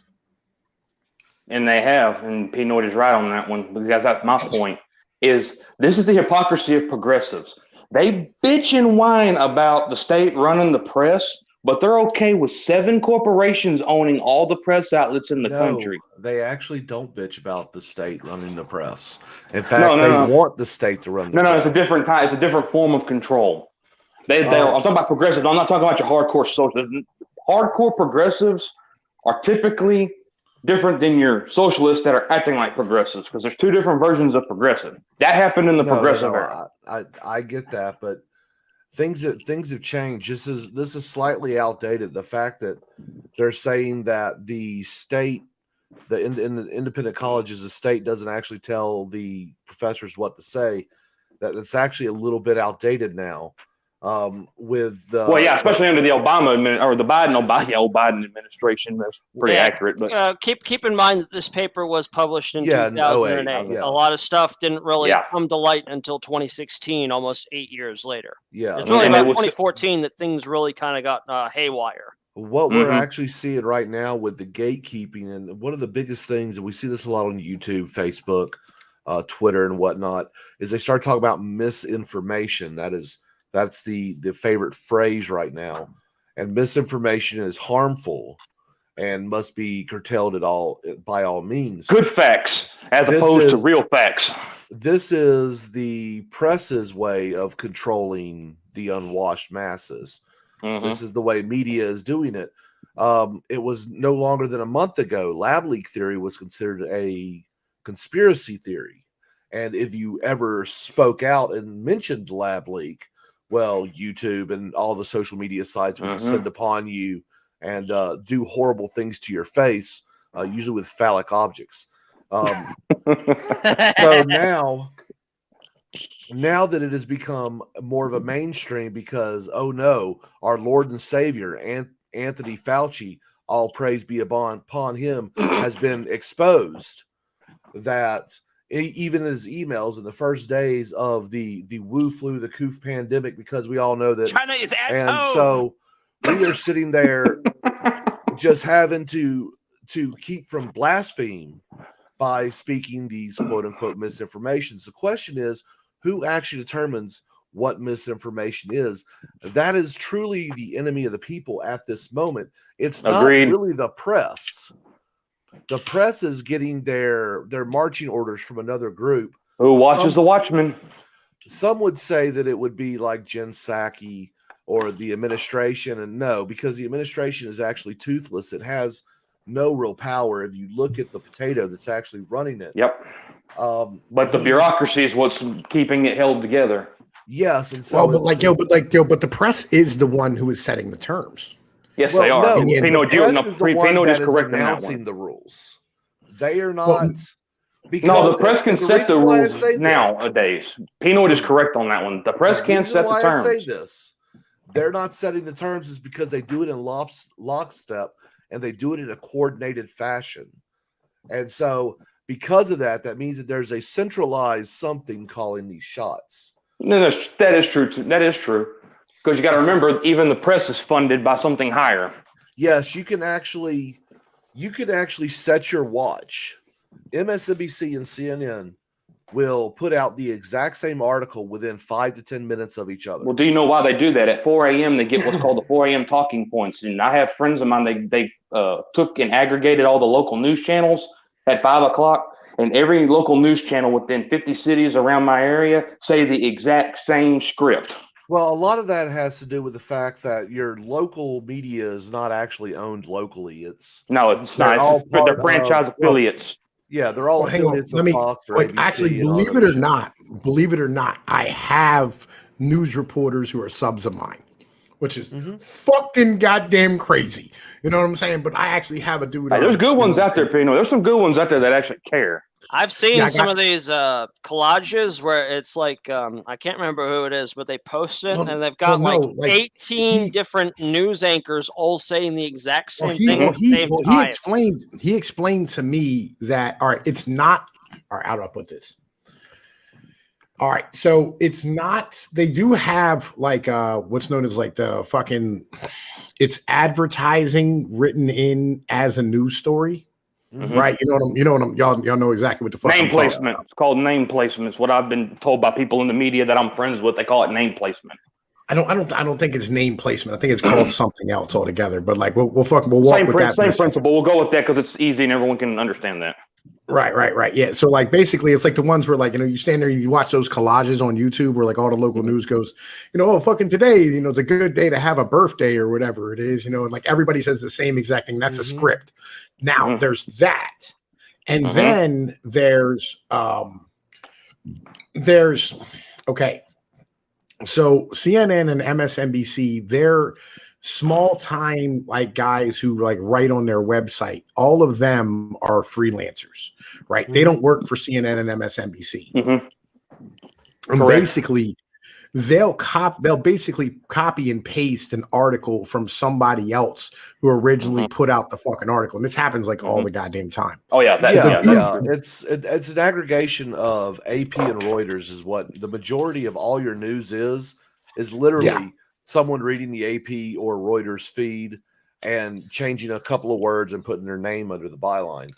It's what's really more interesting to me is the fact that when you see the timing of these things, of course, everyone has the 5 o'clock local news that comes out in their area. That's not actually when all that, because you have pre-planning. Pinoy, Tom, you've been on my show before. I'm actually working on my show an hour to 2 hours before I even do it. I'm sure you do the same.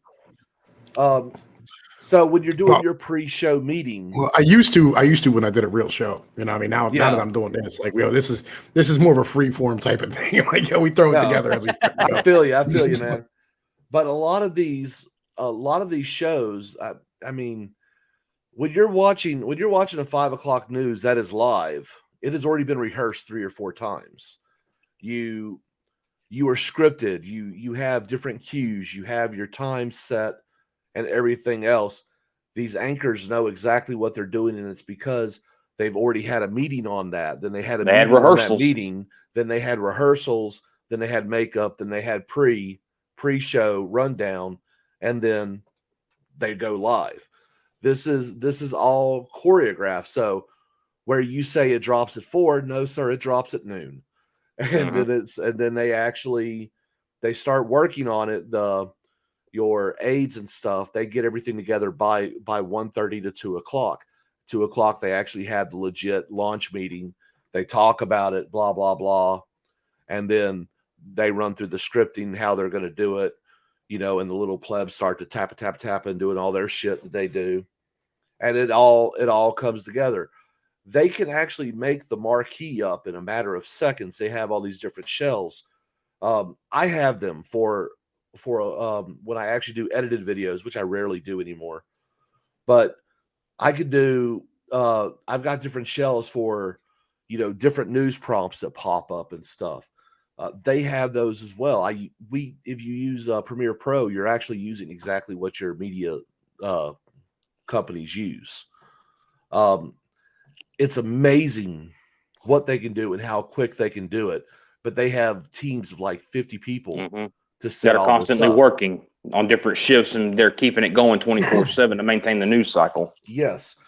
So now, as far as the talking points are concerned, though, like there's a difference between like the news stories and the rundowns and things of this nature, right? Because a lot of that comes off of basically like if it's local, it's local. But if it's like a national story, it comes from CNN, MSNBC, fucking the Washington Post, New York Times, whatever it is. And most of them get their talking points from like the New York Times or the Washington Post, which are the fucking, basically the journals of fucking record in the United States. And all of them individuals are getting their talking points from somebody in academia. Right. And it's the academics, like the social political fucking professors and whatever it is out of these prestigious schools in Georgetown and fucking Princeton, whatever. I'm convinced Georgetown's the heart. Yeah. Well, it is because like Georgetown's in DC. Yeah. You know what I mean? I hate to do this, but I got to get up at 4 a.m. I'm going to have to watch the rest of this because this is very interesting. Tom, thanks for having me on, brother. You know the deal. Ad hoc. Always welcome. Yeah, ad hoc. Man, Yeah. you got a really good reading voice, man. Thank you. I appreciate that. I can listen. This is something I can listen to at work, which is amazing. I love. This is the kind of stuff I listen to while I design the fucking classes I'm starting to teach now. So good shit. Yeah. So thank you for having me on. If y'all don't know who I am, hi, I'm Aircraft Sparky. You can find me on youtube.com/Aircraft Sparky. You can also find me on Twitch. Yeah, put your link in the chat and shit, man. Put your link in the chat. Yeah, let's see. Make sure you show your shit out. Make sure everybody goes sub to his fucking channel and whatnot. Yeah, he does a lot of stuff on Twitch. I'll be honest, I haven't seen anything from you on YouTube in like fucking a year. Man, I'm still doing I do a Monday show, I do a Wednesday show, and then Thursday night I'm doing Warhammer 40K on Twitch. Friday night usually I'm doing I'll usually do a panel debate on Twitch. Saturdays midday I'm usually drawing cartoons. Sundays it's a free-for-all, and then rinse and repeat. So yo, you need to invite me for some of these panel debates, man. Legit, I love that shit, man. Like, well, my dick get hard from all fucking beef, right? Well, I'll tell you this: I was on a panel this weekend with Vosh and Chew on Head, and Chew on Head is honestly, she should never show her face at any debate because she's just she can't handle live. If she doesn't have an edit button, she doesn't know what to do. And Vosh is. I've seen clips of Vosh. Vosh is Vosh and just empty. There's nothing. if it wasn't for children, he'd probably be quite lonely. Ouch! Wow, Shots fired. throw some shade on that Shots one. fired. Look, if you're known primarily for saying the N-word 1 or 2 times and then apologizing for it 1,000 times, Yeah, and no, then you have not constantly made it. advocating for the lowering of the age of consent, I think calling the man at least a pedo adjacent probably is warranted. But hey, for some reason, the lefties, the LARPer commies love him. So yeah, if it's not him, it's Hassan Piker that they love, and well, he's a bit sus as well. But yeah, you can find those weirdos on Twitch. Tonight I actually did a review of another Twitch streamer's interactions with Professor Flowers. If you don't know who she is a black separatist and a black nationalist. Oh my God. Yo, I love them, and we need those. We need all black people to be that. No. I get that. But there's a right way to do it and a wrong way to do it. I find them to be hilarious, mostly because we keep on hearing about the white supremes, and evidently the black supremes is completely fine and legitimate, beautiful, brave, and that's my contention with that. The double standard. This Professor Flowers person sounds like somebody I need to have a conversation with because I a desperately Negro. want them What's to up, figure my out where brother? they're How at. you doing? I desperately want to Negro. find out where my white privilege is. Yeah. Yeah, I mean, like, yo, I love black supremacists, or I love black separatists. I like white separatists. It's just the white separatists always piss me off because they tend to be like the the fucking homeowners association assholes, and I fucking hate them. They're the most annoying fucks ever. Agreed. Right? Like, Agreed. like if there was a redneck who just came over and was like, I'll tell you what, boss, I like to have my own land away from these motherfuckers. I'm like, yo, I'm with it. Yeah, hell yes. I'm a Texas secessionist, so I mean, come on now. I'm a white trash no statist, like. Hey, I believe it. Hey, I like it too. We'll do a treaty. We'll do some exchange. Tom, I'll tell you, if you want to get on those panels, if you truly want to get on those panels, what you need to do is you need to talk. You need to start doing a little bit of stuff on twitch.tv in the political space. You talk to a guy named Danabo, Danabo, and Dylan Burns. Talk to those people. They are constantly there starving for conservatives to come on their little panels. And I mean, dude, I have debated against Destiny, Vosh, Shoe on Head, a couple of other people. But these are like mega panels, like 8 people. So you're actually more fit for them than I am. I tend to be a little bit more polite. You're one of those motherfuckers to throw bows. Which I honestly out this bitch. Dude, I would love to come in throwing turds. I would love to see you go in on this one cat named Joe Lewis. Oh man, he is the most condescending waste of DNA you'll ever meet. I think you would have fun with him, and yeah, it's very interesting. It is a different world. You remember the days of the old YouTube panel debates. Well, it's kind of like that, but with a higher sense of trans sensitivity. Oh, that's good. That's good because it's Twitch. I actually had someone ask me, do you think that are trans women women? And I just went no, and they all clutched their pearls, and I thought they were going to have an aneurysm. I wish I'd been there for that. Oh shit, that goddamn clock. Sorry, guys. So that's the kind of stuff that I'm getting in over on Twitch. Plus, we're going to be starting when I get back from my vacation next week. Next week, I'll be on vacation for 2 weeks. I'll be starting my own actual debate panel deal, so I could bring you in on that. But you got to use your camera. That's one of the things they like over there. They like to see the faces when people are screaming at them. And I'll probably be running it as a cartoon myself because fuck them, it'll be my channel. And I may have to, kill a socialist or drop a commie. Or I drew a cartoon of Che Guevara in a fucking mini skirt. I You need to make Okay. that your profile picture.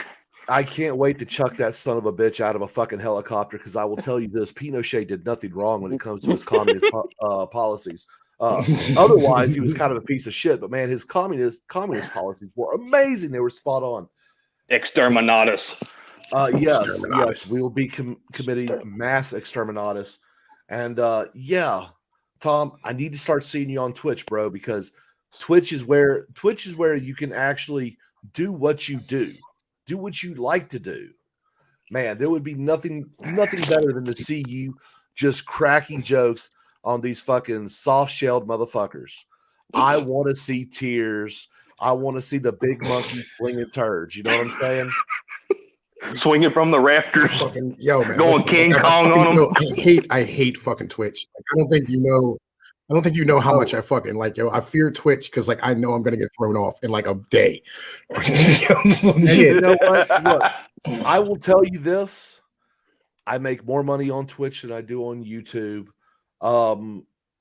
It's if you make sure you just be polite to people. Look, you basically go. What I'm dealing with trans activists, I know, but You'll politely say fuck you. You can tell them to go fuck themselves and all that other stuff. What you can't do is you can't misgender them. So when you're talking to Zer, you basically address them by their name. Don't bother with pronouns, and just say, you know, I'm going to drag my nuts across your face, and you'll fucking love it. It'll be okay. Hope I wipe the right way, because you don't want chocolate balls scraping across the forehead. Complete with the Famunda. Odyssey is actually really good, but the problem with Odyssey is it's not very stable when it comes to live streaming, and that's my only complaint.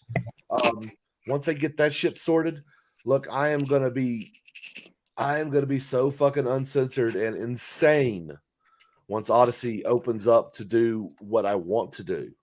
But right now, Twitch is where I can do it, and I can make decent amount of money. Telling you, Tom, very simple. Average of three viewers. Okay, very simple, and stream for like 12 hours in a week. You got affiliate status. Oh, that's fucking gangster. I don't know. We may have to do something. We'll figure it out. Yeah, but like, yo, man, listen, we're gonna get back to this motherfucking book, because I'm gonna tell you what, like, yo, we got so far off fucking track at this point. Yo, all right. So my brother, go do what you got to do. You know what I'm saying? Get up for work in the morning, go feed your family. You know how this operates, man. Yes, I got love for you. All right. You know what I mean? I'm gonna holler at you. I'll see you about doing some Twitch shit. You know what I mean? Yeah, brother. I might head over there. All right. Sounds good, brother. Talk to you later. All right. Ad hoc. Let's rock. Rocking and rolling into Winter Wonderland. And here we go. Let's take a hat tip from the blogosphere's invaluable inside source within the cathedral, the Dr. Evil Timothy Burke, who links with applause to how this works. In the early 21st century, there is no limit or constraint on the desire of public constituencies to profit from the perspective of a university-based historian. Even better, the usual lament of the humanities: there is plenty of money to support work in science and engineering, but there is very little to support work in the humanities, proves to be accurate only if you define work in the humanities in the narrowest and most conventional way. If, by that phrase, you mean only individualistic research directed at arcane topics detached from real-world needs and written in inaccessible and insular jargon, there is indeed very limited money. But for a humanities professor willing to take up applied work, sources of money are unexpectedly abundant. Applied work. I love the phrase. It belongs right up there with manipulating procedural outcomes. And what does the author, Professor Limerick, mean by applied work? Another nearly completed project, The Nature of Justice, Racial Equality, and Environmentally Well-Being, spotlights the involvement of ethnic minorities with environmental issues. The center works regularly with federal agencies, ranging from the Environmental Protection Agency to the National Park Service. The involvement of ethnic minorities with environmental issues. You can't make this stuff up. I suppose she doesn't mean that they leave used diapers on a bench. Sorry, I had to puke on that one there, considering how many diapers I pull up a night while I'm engaged at my sweet sweeping job, or engaged in the ethnic cleansing of pelicans. So Dawn Easy. God, I've been listening to too much radio. I don't think I've linked Miss Lat before. She appears to be a racist Jewish woman in her 50s. Her signature post is definitely this one. Why is it that Professor Limerick is not just regularly called upon to share her Aufklärung with the EPA, don't miss the picture, but apparently quite well compensated for it, whereas Miss Lat has Lat or late? I'm going to say late. Latte. Okay, we'll go with that. Miss Coffee, apparently. yeah. Because she's holding the fucking latte or whatever the fuck it is. Whereas Miss Latte has no such opportunity to contribute her insights on the Mexican pelican interaction. Wow, I've seen too much hentai to know where that might go. Oh, God. Well, a lot of reasons, really. Fucking weebs, I swear to God. I know, Peanut, I know. You know you love me, Tom. You keep me around for a reason. Yeah. You know, because like I need weebs to be able to talk to other fucking weebs. It's goddamn. I need a fucking translator. So like, you know, you're here. He's our Spock. Let's keep Live rocking. long and prosper. Well, a lot of reasons, really. But the main one is that the EPA, to sound like an insider, dropped the article, recognizes Professor Limerick as an official authority. Uncle Sam may not tell the University of Colorado what to do, but the converse is not the case. And if you are a beer cat fighting for some outcome or the other, you can bring Professor Limerick in on your side. You are more likely to win. Apparently, she is compensated for the service. This is not surprising. If we lived in a theocracy as opposed to an atheocracy, she might be Bishop Limerick, and her thoughts would carry the same weight. They might be different thoughts, of course. They probably would be. And frankly, I would much rather be governed by the Pope than by these people. At least it would be a change. And I do believe in change. To separate the university and the state, and the same way the church and state are separated, we need to make some fairly drastic changes. Of course, all the rivers and state of cash flow that flow to the universities need to be plugged. No grants to professors, no subsidiaries to students, no nothing. But this is the easy part. The hard part is that to divorce itself completely, the state needs to stop recognizing the authority of the universities. For example, it is staffed largely with university graduates, many of whom are students of Professor Burke, Professor Limerick, and the like. Perhaps there is no way to avoid this, but there is a way to make it not matter. Add university credentials to the list of official no-nos in HR decisions. Treat it like race, age, and marital status. Don't even let applicants put it on their resumes. Instead, use the good old system, competitive examination. Professor Limerick's little pep talks aside, in some rare cases, a government does need to conduct actual research. In that case, it needs to hire actual researchers. Want to hire a chemist? Give her a chemistry test. Nor need this be limited to new employees. Why not re-examine the present ones and see if they know anything and have any brains? Okay, this takes care of the universities. Moving on to the press. There is a simple way for the state to separate itself from the press. Adopt the same public communication policies used in private companies. Perhaps the leader in this area that is the progressive favorite, Apple. This Google search tells the story. Apple is unusual in that it actually has many deranged fans who want to extract non-public information. But of course, the same can't be said of governments. All private companies in the known universe, however, have the same policy. Any unauthorized communication with anyone outside the company, journalist or otherwise, is a firing offense. Often, it will expose you to litigation. Somehow, even Apple manages to be quite successful at enforcing this policy.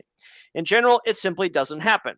If you are familiar with the area of technology journalism, you know that far from making for dull news, the rarity of leaks makes for extremely spicy and scurrilous trade rags, such as this one. The day U.S. foreign policy is reported a la register is the day the cathedral is no more. When it comes to significant operational details that might affect a company's stock price, leaking information, whether authorized or not, is actually a crime, as well it should be. Managements used to be free to leak to the investment community, but this loophole was closed in one of the few positive changes in corporate law in recent years, Reg FD. The reasoning behind Reg FD is excellent. The problem with the selective disclosure of financial information is that it creates a power loop between management and selected investors, allowing big fish to benefit from insider information that is more or less a payoff. It still happens, I'm sure. The edges of material information are fuzzy, but much less likely. Ideally, Reg FD would be extended to prohibit any informal communication with Wall Street. If a company has something to say, its website is the place to do it. In government, selective disclosure creates a power network between the press and its sources. This network does not produce money, but just power. The power is shared between the sources and the journalists. The whole system is about as transparent as mud. The case that created the modern American system of government by leak was the Pentagon Papers case, in which McNamara's policy shop at DoD, ironically the ancestor of Douglas Feth's much-maligned operation, wrote a study of Vietnam which revealed that the Viet Cong was not a North Vietnamese puppet, had the support of the Vietnamese people, and could never be defeated militarily, especially not by the corrupt and incompetent Arvin. The Joint Chiefs yawned. Daniel Eisenberg quite illegally leaked his own department's work to the Times, which used it quite effectively to amaze the public, which had no idea that Washington was a place in which the Defense Department might as well employ a whole nest of pro-VC intellectuals, and regarded the study as a declaration against interest. In the public's mind, the Pentagon was one thing. The fact that it was pursuing a war that its own experts had decided was unwinnable and was permanently fatal to its credibility. The Supreme Court ruled that the Pentagon could not restrain the publication of the study. They did not rule that the Times could not be prosecuted after the fact, but of course it never was. The coup had been accomplished. A new phase of the Fourth Republic was born. Later, the Arvin defeated the Viet Cong, whose support was based on brutal terror, and in which was indeed no more than an arm of the NVA. No one cared. Doubtless, Ellisberg's conscience was quite genuine, but facts matter. There is a fine line between speaking truth to power and speaking power to truth. These hidden power networks, I am particularly enchanted by the word whistleblower, which simply means informer, are one of the main tools that civil servants use to govern Washington from below. As a journalist, you maintain a complicated and delicate relationship with your sources, who are your bread and butter. Most of the power is probably on the side of the sources, but it goes in the other direction as well. In any case, no investigative journalist has to investigate anything. Anyone in the government is perfectly happy to feed him not just information, but what often are essentially pre-written stories under the table. Eliminating selective disclosure terminates this whole nefarious network, and when the U.S. government has something to say, it says it, and it says to all Americans at the same time. There is no privileged network of court historians. A journalist is a historian now who gets secret special access. This is not a complicated proposition. The system of officially favored journalists, like so many corruptions of American government, dates largely to FDR. Frankly, these swine have swindled us too long. So that is the soft reset, a separation of education and state. It doesn't sound too hard, does it? Actually, I think it's impossible. Now that we've explained it, we can look at what's wrong with it. Consider another attempt to deal with the cathedral, McCarthyism. One could call it a crude reset. The idea was that while all these institutions were good and healthy and true, they have been infiltrated by communists and their dupes. Purging these individuals and organizations listed in publications such as Red Channels would renew America's precious bodily fluids. They're after our precious bodily fluids, man! Can purging work? One answer is provided by Lowick's They're coming to get him. Provided by Lowick's page on McCarthyism, which could be rewritten as follows. During this time, many thousands of Americans were accused of being racists or racist sympathizers and became the subject of aggressive investigations and questioning before government or private industry panels, committees, and agencies. Suspicions were often given credence despite inconclusive or questionable evidence, and the level of threat posed by a person's real or supposed racist associations or belief was often greatly exaggerated. Many people suffered loss of employment, destruction of their careers, and even imprisonment. Jesus, that sounds like something out of current year. So, in place of Red Channels, we have the SPLC and so on. Oh. The racist scare cannot be called a failure. It is socially unacceptable to express racist ideas in any context I can think of. There are certainly no racist movies, TV shows, etc. The McCarthyists, no doubt, would have been quite pleased if they could have made socialism as politically incorrect as racism today. They never had a millionth of the power they would have needed to do so. The obvious inspiration for McCarthyism was the way in which the New Deal had succeeded in marginalizing and destroying its critics. If you're the cathedral, this works. If you're an alcoholic senator scripted by a gay child prodigy, it doesn't. McCarthyism failed for many reasons, but the most succinct is what Machiavelli said. If you strike at a king, you need to kill him, and you need to cut him to the quick. The cathedral is an institution rather than a person, and certainly no one needs killing. But if you just scratch it, you're just pissing it off. If McCarthy had said, look, we fought the war in the Pacific to save China from the Japanese, and then the State Department handed it over to the Russians, this is a failed organization. Let's just dissolve it and build a new foreign policy bureaucracy. He might have succeeded. He was a very popular man for a while. He might have been able to build enough public support to liquidate state. Or not. If he'd succeeded, he would at least have one accomplishment to his name. The soft reset I've described is, with all due respects to Roy Cohn, a much more sophisticated and comprehensive way to attack the cathedral. It might work, but it probably won't. First, the power structures that bind the cathedral to the rest of the apparat are not formal. They are mere social networks. If Professor Burke is right that he has had real influence in the region he and his colleagues have devastated, Southern Africa, it is probably because he has trained quite a few students who work at the state or in NGOs in the area. If he is wrong, all it means is that someone else who has the influence. Short of firing all these people, there is nothing you can do about this structure. You cannot prevent people from emailing each other. Well, you technically can, but that's just my technical expertise talking. Well, I'm saying, like, fucking, you can't, like, stand here and go, oh man, like, you're not allowed to associate with this motherfucking person. You know what I mean? Like, unless you're formally charged with a fucking crime under the current Constitution of the United States. It's kind of like where that mentality is. Yeah. That's why I'm saying, like, this shit won't fucking work. Yeah, I find that line very amusing. You can't prevent people from emailing each other. Second, if we could break down these social networks, we haven't touched the real problem. The real problem is that as a political form, democracy is more or less a synonym for theocracy, or in this case, a theocracy. Under the theory of popular sovereignty, those who control public opinion control the government. Ooh, I think we talked about that recently. Vox Populi, Vox Dei. That's how we do things. You know what I'm saying? Like, man, listen, all right, I'm doing things in a certain motherfucking, order for a reason. You know what I mean? So, like, we all kind of like have a background and we're building on some shit and building a case for things. You know what I mean? And kind of going through these works and shit. I think it's kind of important. And the more people we introduce to these ideologies, you know what I mean, the more motherfuckers are going to be like, oh man, like, we're able to, like, stand here and go, all right, now we can have these conversations about what we're going to do. You know what I mean? Just like earlier, we were like this book mentioned, fucking like the killing of education. This is something I've been talking about for like 5 or 6 years now. You know, I mean, something like, since I started my channel, I was like, I don't understand why it is we don't just give all these kids a fucking laptop and send them to fuck home. Like, it doesn't make any fucking sense to me as a whole. Yeah, you know what I I'm mean?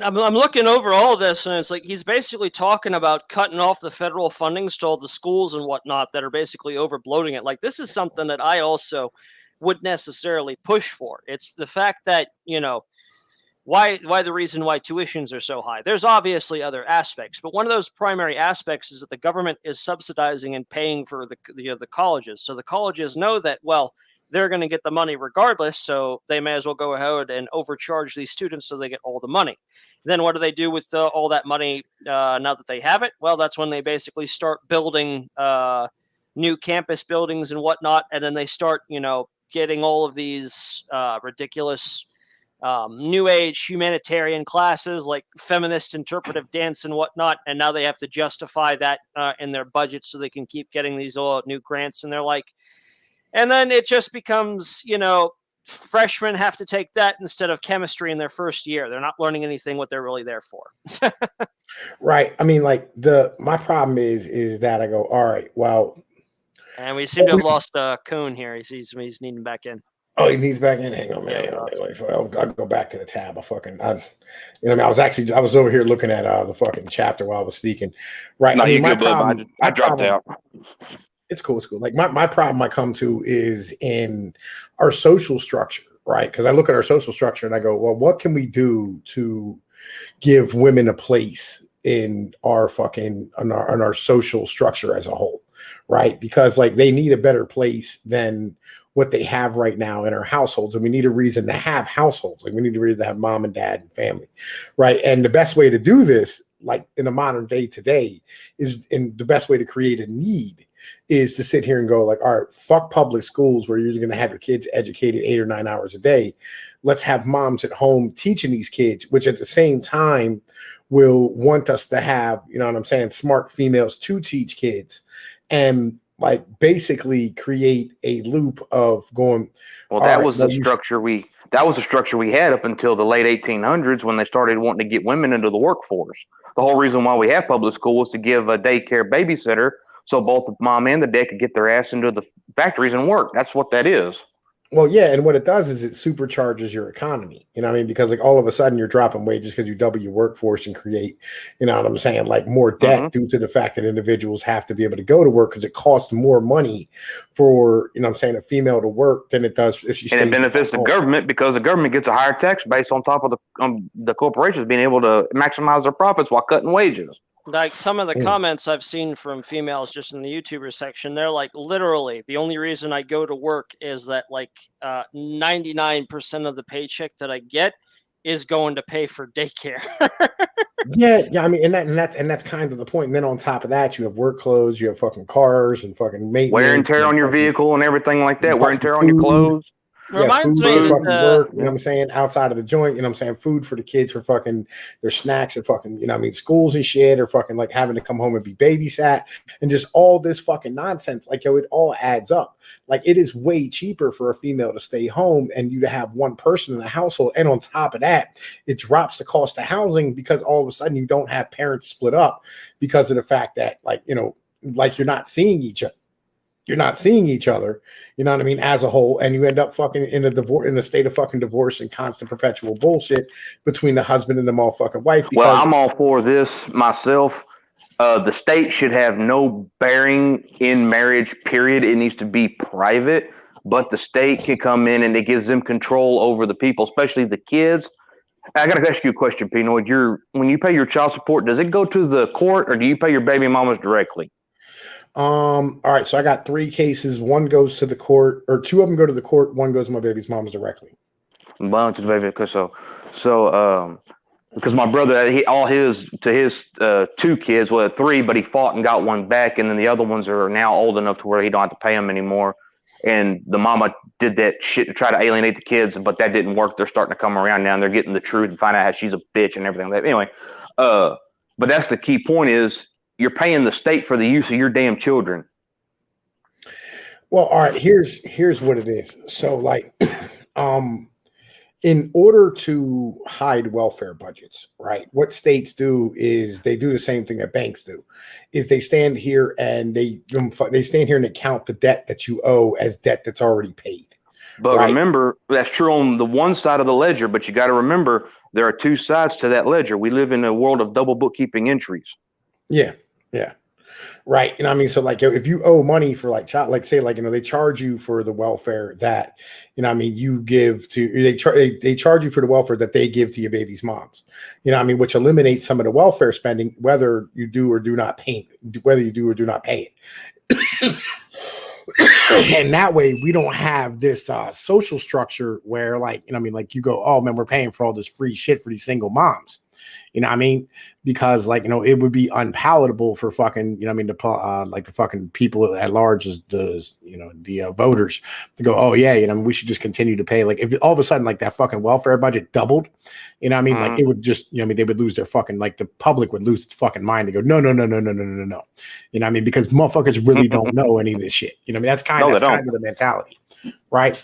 So Like, but yeah, and it's not so much that you're paying them for the use of your kids. It's more along the lines of you're paying them, right? Or you're paying your baby's moms or whatever it is, because again, it's a religious belief, right? Like, cause like there's no other way to explain it. Like, it's a religious belief that women should take care of the kids and the dad should provide for them. Well, under Roman civil law, that the male of the household was responsible, even if they were or were not in the household. And it goes back to that too. And then you add the religious aspect of, well, a man needs to take care of his family, this, that, or the other. But if you're divorced, why do you, I mean, you have to take care of your kids. I'm not saying be a deadbeat dad, but that's the thing I hate about this structure is there's no guarantee that the baby mama, once she gets that money, goes to the kids. That's been my whole contention with it. I mean, like, at some point you have to put that down and make peace with it. You know what I mean? Like, you can't. No peace. No, peace ain't an option. Fuck that shit. No compromise. In your, listen, all right, okay. What you have to understand, that will eat you alive on the inside. Nah. That thought, no. When you're paying 20 racks a year, when you're paying $20,000. Oh, I know my brother had to pay 70. I know all about it. Right. Trust me. I'm like, God damn. It'll eat you from the inside if you think about that. You know what I mean? Like, that's the whole reason why, Pino, that's the whole reason why I'm a warrior monk and keep to my fucking self. Because I ain't paying it. I feel you, right? But like, again, like, if you think about that mentality and you go, oh man, like, fuck it, it's not even going to my kid. I think on it on a macro scale. I really don't think about it in regards to myself. I'm more thinking about this on the macro scale than I am the actual on the ground floor. So let me make that distinction. Oh yeah. But what I'm saying, like, as a dude, you know what I mean, who pays that shit, like, it'll eat you alive. Oh, I know it would. Oh yeah, God, Raymond, my brother, he even told me, he's like, Bubba, he said, for a long time it ate my ass, but he just got to learn it is what it is. And I told him, see, I understand all that. I get that. Yeah, because you can't change it. You know what I mean? The end of the day, like, you're like, we're fucking prey to the system. You know what I mean? And as soon as you just accept the fact that you're prey, like, it's like, well, there's ways around it. I'm studying the ways around it right now. So when I do it, good, God forbid, there ain't nothing bulletproof. I ain't going to ever say that, but you can make it pretty good, goddamn hard for them to even try. No, you can't. Because, like, here's the problem with that. That court has no constitutional grounds. You cannot bring the Constitution into a court. They're not there to talk about the Constitution. The Constitution has no bearing in court. I mean, you have no habeas corpus in the child. Well, no, we ain't had habeas corpus since the Civil War. That shit got thrown out the window. We're still under military jurisdiction. No. Like, in a court, you can claim habeas corpus. If you're in a criminal court. Oh, you could, but they have to grant it. It depends on if they want to grant it or not. And by judicial law and practice, they will grant you habeas corpus in a regular court. In a child support court, they will not. You have literally no rights. No rights to jury, no rights to a trial. It's no rights pure administrative court. Right. It's pure administrative. It's complete and utter garbage. Right. They just run you through and they just rocket docket. Yeah. You know what I mean? They don't fucking care. You know what I mean? And like, I know. My mom and dad went rounded around 6 months over me, and my mom had 7 attorneys. And they were trying to say I was being brainwashed, this, that, or the other. And finally, the judge stepped in and said, son, where do you want to be? I said, well, my daddy said, he goes, so be it. And everybody was shocked. They're like, what the hell? And then the judge pulled me in chambers and said, son, it doesn't matter what your mama wants. It doesn't matter what your daddy wants. It doesn't matter what I want. You have the choice. Where do you want to go? That sounds like a smart ass judge. Well, He's dead now, Judge Poe. Judge Poe was awesome. They have to do that at the age of 12, I think. In 10 years of age in the state of Texas, if the judge determines you're of sound mind, you have the choice until you're 18. Yes, that's the rules. You know what I'm saying? And again, like, that's in Texas. This is there's jurisprudence. You know what I'm saying? Like, there's fucking certain things that you're going to be granted in certain courts, right? But here's the problem: as a male inside of that court, you're screwed. You're toast. If you're a white male in court, you're screwed. You are screwed. You're good. It's not making me feel any better. Right? Like, my boy literally just got off on some shit. You know what I'm saying? He was facing like 10 years. I was facing 12, got my shit dropped. You know what I mean? They fucking sat there and declared null pros and just fucking let me to fuck off on everything. You know what I mean? Like, you can, like, I'm not scared of the criminal courts. Oh, yeah, I'm fucking terrified of the motherfucking, like, the family. I understand. Well, I'm talking about divorce courts right now. I'm not talking about the other jurisdictions. My bad. I didn't make that distinction. Yeah. Like, that's kind of my mentality. So, like, and so if you have to make peace with that as a whole, right? Like, you just have to, you do it. You know what I mean? In your brain, like you just got to let it go because like it'll eat at your soul, and you'll be like, you'll turn into like a I agree really with that. Even bad. my brother mean, confirmed that. awful Even my person. dad. Pino, my dad was married, divorced 7 damn times. I was from number 7, so I don't know how the hell he survived 7 of them. You know, it gets easier. It gets easier after the first Well, one. the fourth one cost him $3 million in his gas business. Oh well, he had $3 million to give. No, he didn't. That's after he sold the place. Well, I'm saying though, but like he had $3 million to give. Like, he had the assets to offset, and he limped out of that town back to Waco. Right. So like fucking like the thing is like my baby's mom's right now. She gets mad about me having a relationship with, you know what I'm saying, my other kids' mothers and shit. What part of divorced and ex don't she get? Right. And like the mentality is like she's like, oh fucking like you just talk to her like she's like a fucking regular person. I'm like, we got fucking kids together, bitch. Like I'm not gonna have a bad relationship with her. You know, I'm not just gonna breed that bullshit into the fucking kids. Yeah. You know what I mean? Like, yo, and it's just not healthy for anybody in this entire relationship. Are you cool with all your kids? Are you on good terms with all your kids? Yep. Good. You seem like you'd be pretty cool.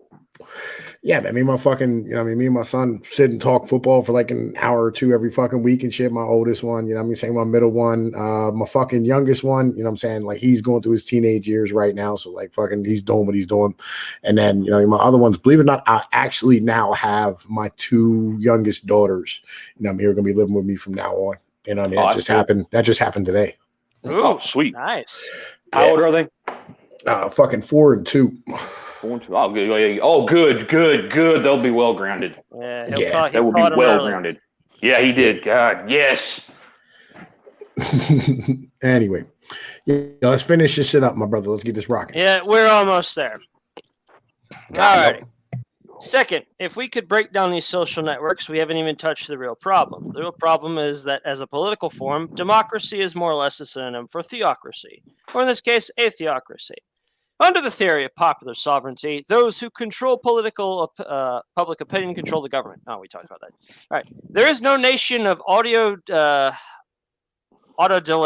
philosophy. Autodidact. Got it. Autodidact. That means self-taught. There is no Ben Franklin. nation Ben Franklin was an autodidact. This guy right here. Right. Individuals who teach themselves. There is no nation of autodidact philosophers. Call them priests, professors, bishops, priests, preachers, professors, bishops, teachers, commissars, or journalists. The bot masters will rule. They're the only way to escape the domination of canting, moralizing apprentices is to abandon the principle of vox populi, vox dei, and return to a system in which government is immune to the mental fluctuations of the masses. A secure, responsible, and effective government may listen to its residents, but it has no real reason to either obey or doctrinate them. In turn, their minds are not jammed by the gaseous emissions of those who would seize power by mastering the mob. So if you manage the Herculean tasks of separating the cathedral and state, but you leave both intact, you have no real reason to think that the same networks will not just form over again. In fact, you have every reason to believe that they will. Third, and worst, the level of political power you would need to execute a soft reset is precisely the same level of power you would need to execute a hard reset. That is full power, absolute sovereignty, total dictatorship, whatever you want to call it. Except inasmuch it might be easier to construct a coalition to mandate a soft reset. Softness has no advantage. The people who presently enjoy power will resist both and with the same energy, all the energy they have. If you have the power to overcome them, why settle for half measures? In a hard reset, we converge legality and reality by not adjusting the reality to conform to the First Amendment, but by adjusting the law to recognize the reality of government power. First, a hard reset only makes sense with the definition we gave in Chapter 8. Unconditional replacement of all government employees. This will break up your social networks. A hard reset should also be part of a transition to some post-democratic form of government, or the same problems will reoccur. But this is a long-term issue. Most importantly, however, in a hard reset, we actually expand the definition of government. As we've seen, the nominally independent education organs, the press, and the universities are the heart of power in America today. They make decisions and manufacture the consent to ratify them. Fine. They want to be part of the government? Make them part of the government. In a hard reset, all organizations dedicated to forming public opinion, making or implementing public policy, or working in the public interest are nationalized. This includes not only Ugh, I press hate that and word. This includes not only the press and the universities, but also the foundations, NGOs, and other nonprofits. It is a bit rich, after all, for any of these outfits to appeal to the sanctity of property rights. They believe in the sanctity of property rights just about as much as they believe in the goddess Kali. Once they are nationalized, treat them as the public schools were treated in the soft reset. Retire their employees and liquidate their assets. Universities in particular have lovely campuses, many of which are centrally located and should be quite attractive to developers. The trademarks, They don't however, have to do that. They got an eminent domain. They can do that right now. They don't even have to do all that crap. It's eminent domain with extra steps. The trademarks, however, should be retained and sunk. The former employees of the New York Times can organize and start a newspaper. The former employees of Harvard can organize and start a college. But the former can't call it the New York Times, nor the latter Harvard, any more than you and I could create a publication or college with those names. The goal of nationalization in a hard reset is not to create official information organs under central control. It is not even to prevent political opponents of a new regime from networking. It is simply to destroy the existing power structure, and in particular to liquidate the reputation capital that these institutions hold at present. Harvard and the Times are authorities. Silly as it sounds, their prestige is simply associated with their names.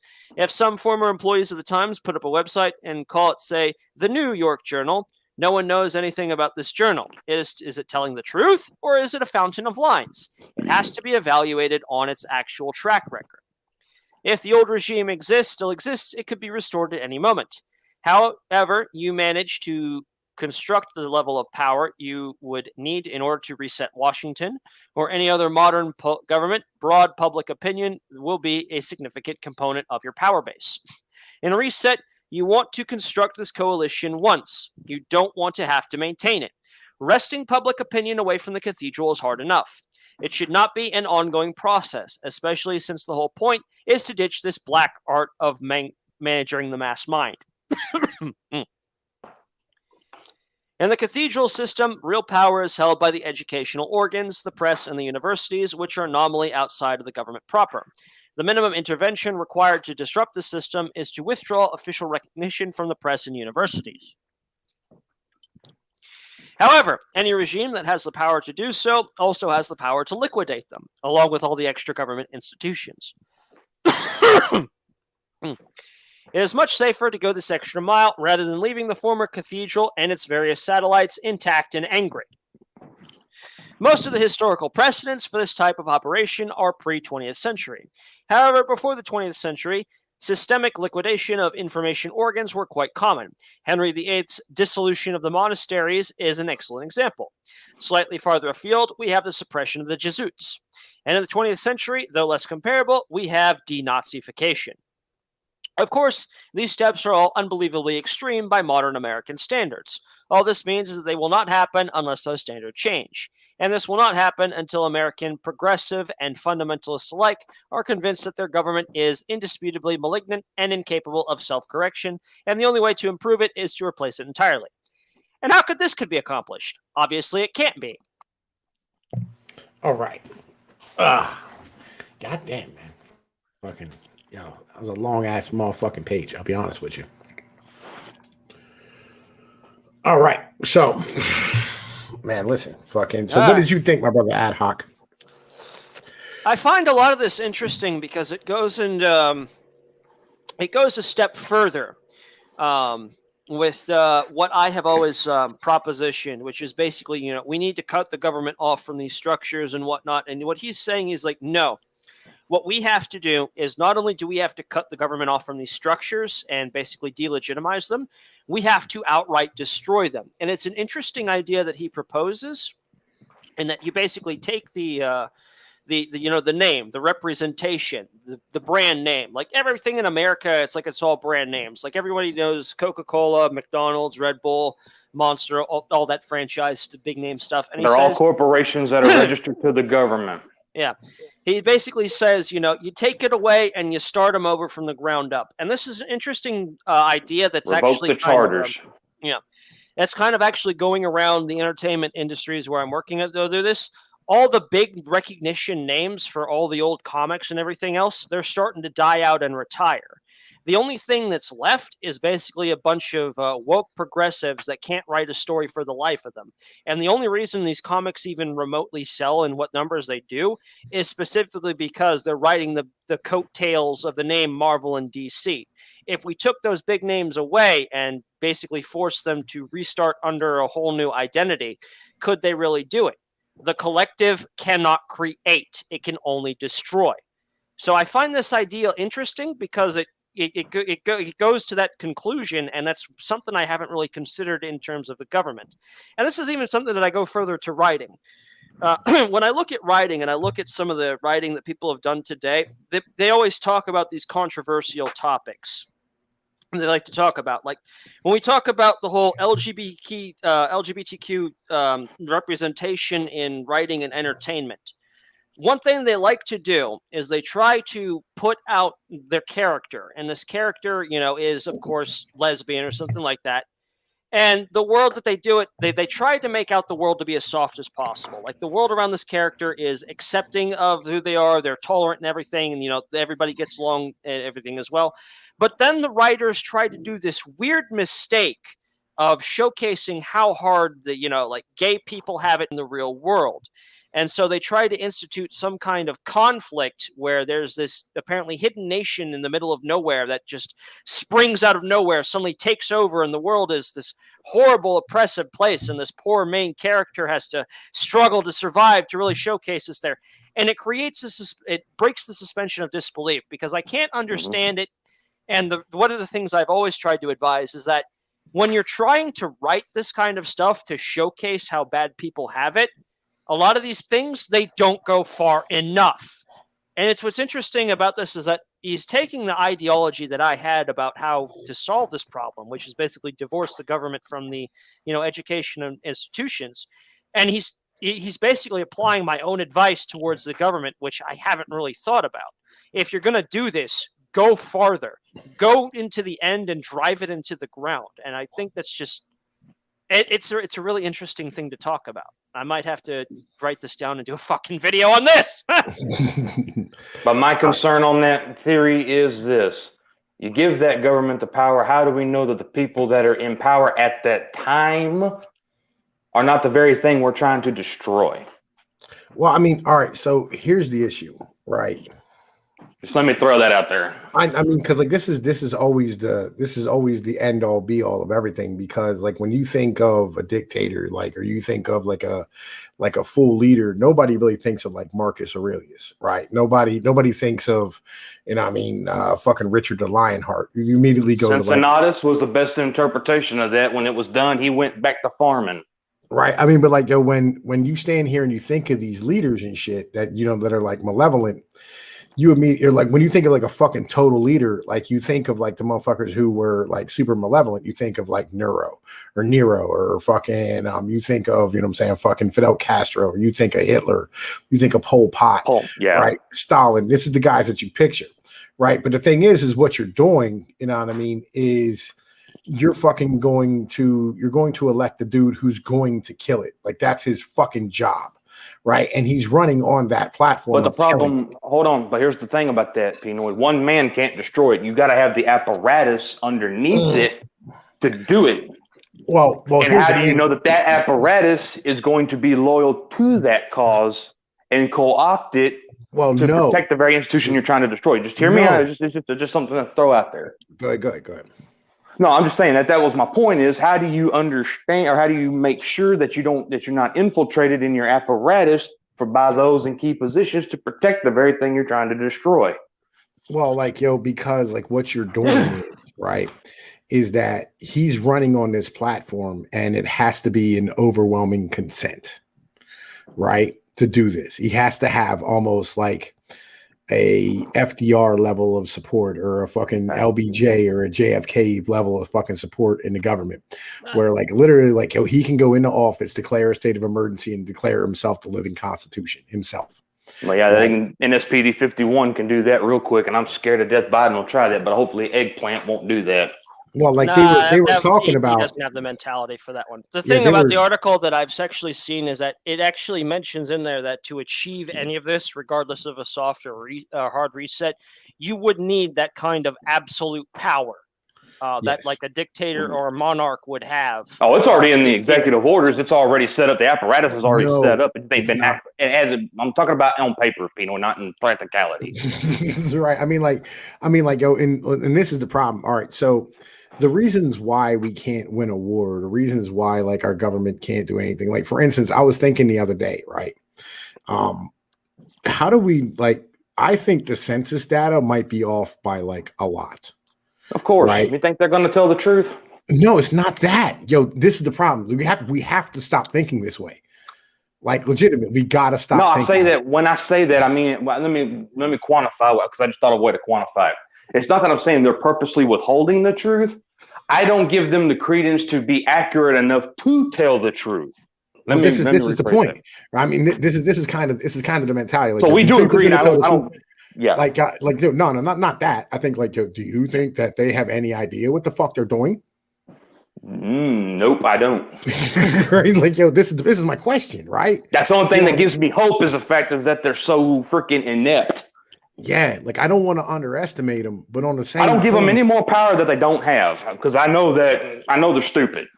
Yeah, they're really bad at their jobs in the end of the day, and that gives me hope. I mean, that does give me hope right there. I mean, yeah, the real truth is they don't really have any leadership. If you look at this, and Tom, you keep explaining the whole postmodern ideal to me as well. We are at the end of the Cold War, and it's over. And none of the policies that we have that were enacted during the Cold War have any truth. And the question that we as the United States have to ask ourselves is, what is the next step? Like we are supposed to be deciding a new era going forward, and we haven't figured it out yet.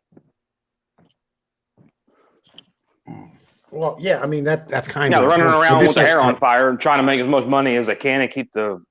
That's really about it. It's not working. Here's the thing, like, it doesn't have to work as long as they can fill their fucking pocketbook and run off with the fucking money and laugh all the way to the bank. That's one thing they care about. They don't give a fuck about us or what's right or anything like that. And by the way, what up, Doku? What up, Jacob? You know what I'm saying? Like, here's the mentality, right? So, we're due for a reset of epic proportions, and it's we're in our fourth or fifth political and sociological reset. It's happening as we speak. Number two, like, yo, the environment dictates the fucking like the government as a whole, right?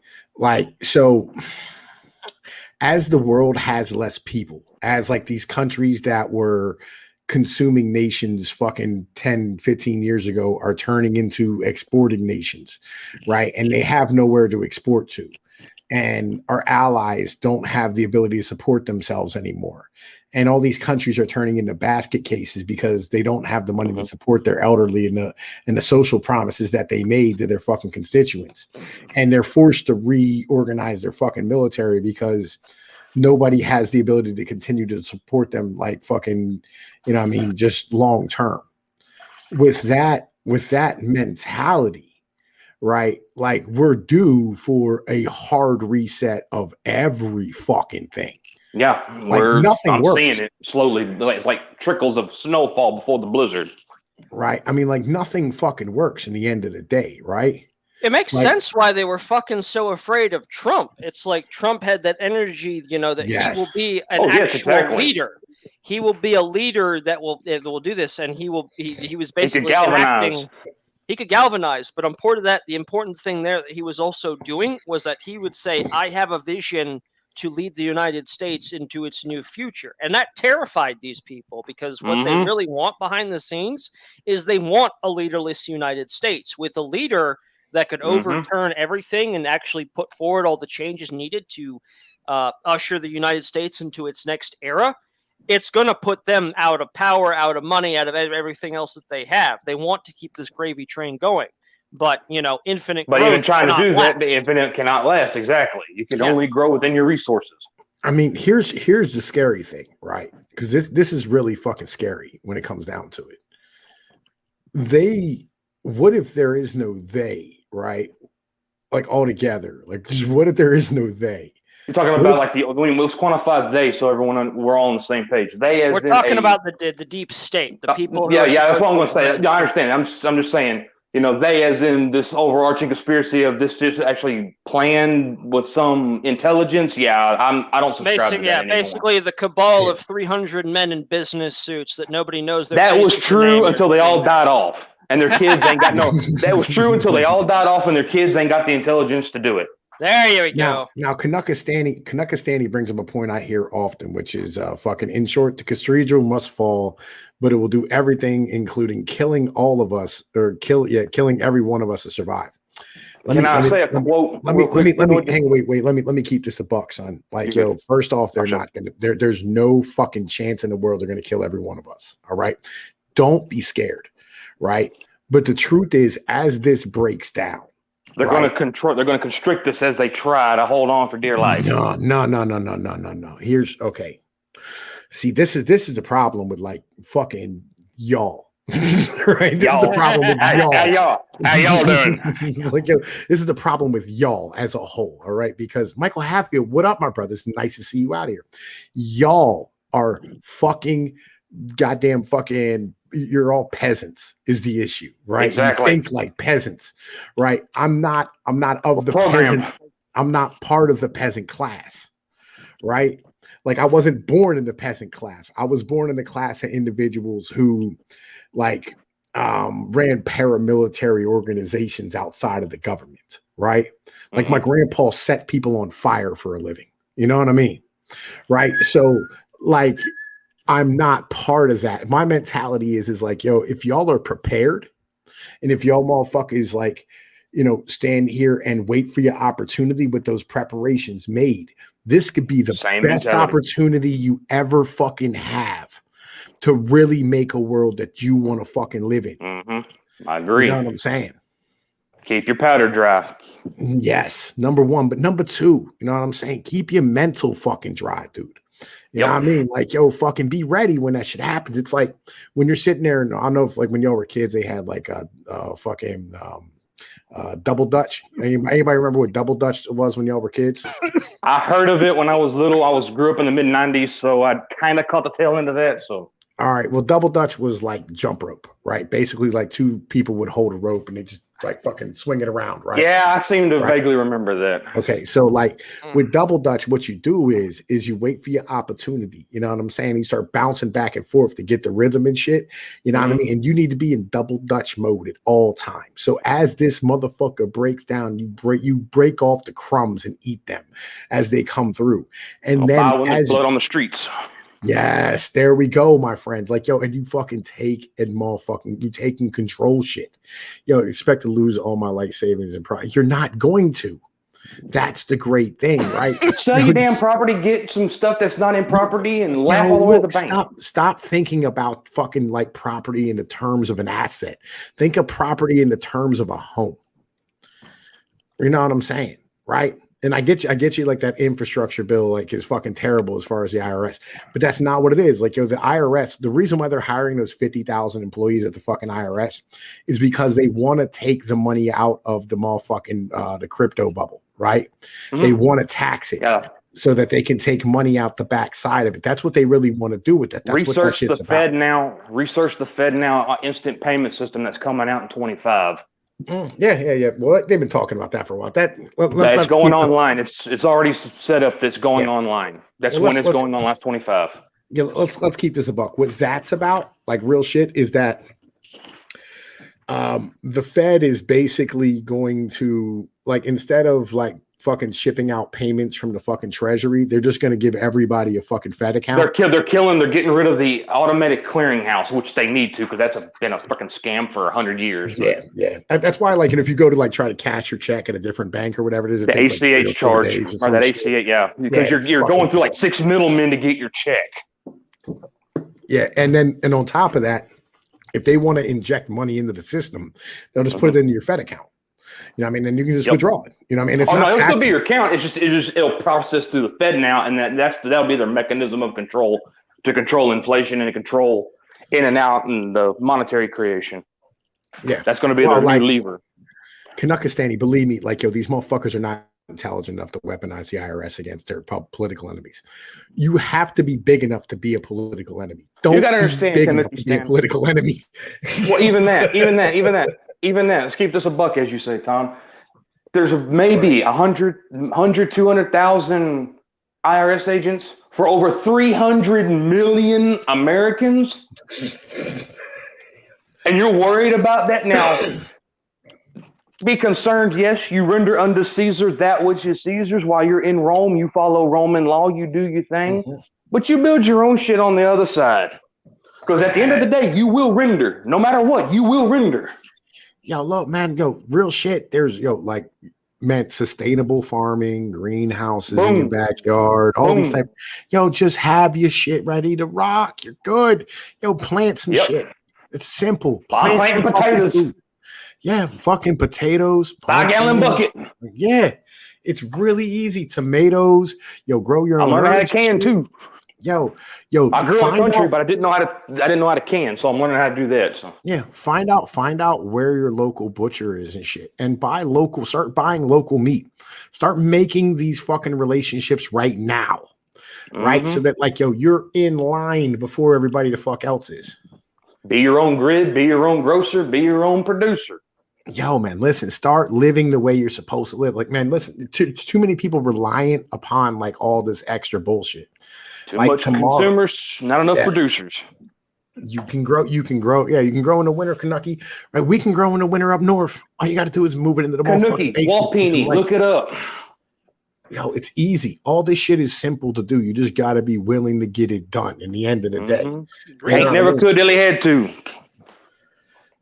Like, man, listen, like, yo, build systems outside of the motherfucking control of the corporate structure. That's the big thing, because, like, yo, these corporations can't exist long term if there's going to be less people.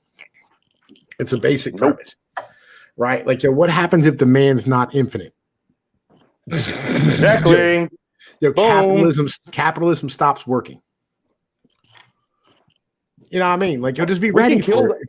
Hey, Pino, we can kill the cathedral tomorrow if we wanted to. You know how we kill it? How? We turn the off button off the radio, the TV, and the cell phone. The Nelson ratings would plummet. That's it. There's no money moving. But the populace at large is too dumb to turn that son of a bitch off. That's how you kill the cathedral. Yes, and this is why, like, we bring on guys like Ad Hoc and Aircraft Sparky and, you know what I'm saying, Doku and all these motherfuckers who are fucking, like, yo, they're normal people, right? They're not me and Justin here who are, you know what I'm saying, like, fucking internet people, right? Like, we already been deeply entrenched in all this bullshit for the longest. I grew up in struggle and contention and all kinds of crap. It's Tuesday to me. Yeah, you're over here studying like historical law and shit. You know what I mean? Like, you're way past the ability. Like, yo, my son's in a hospital right now, right? And like, I went over to like the fucking security thing because they got to give you like a little fucking sticker to put on your chest so you can like go in the pediatrics or whatever. Oh, right? Yeah, I'm well aware. Right. So like, I walked up there and like my son's name is Nicolo, right? And fucking the one lady behind the desk is black chick, which I know now. Nicola. Sorry, I had to do that. Nicolo, right? But fucking Nicolo, right? Sorry, I had to do that. It just got you. Had to do it. But the black chick behind the desk was standing here going like, "Oh, how do you pronounce his name?" I said Nicolo, and she goes, "Oh, that's so pretty."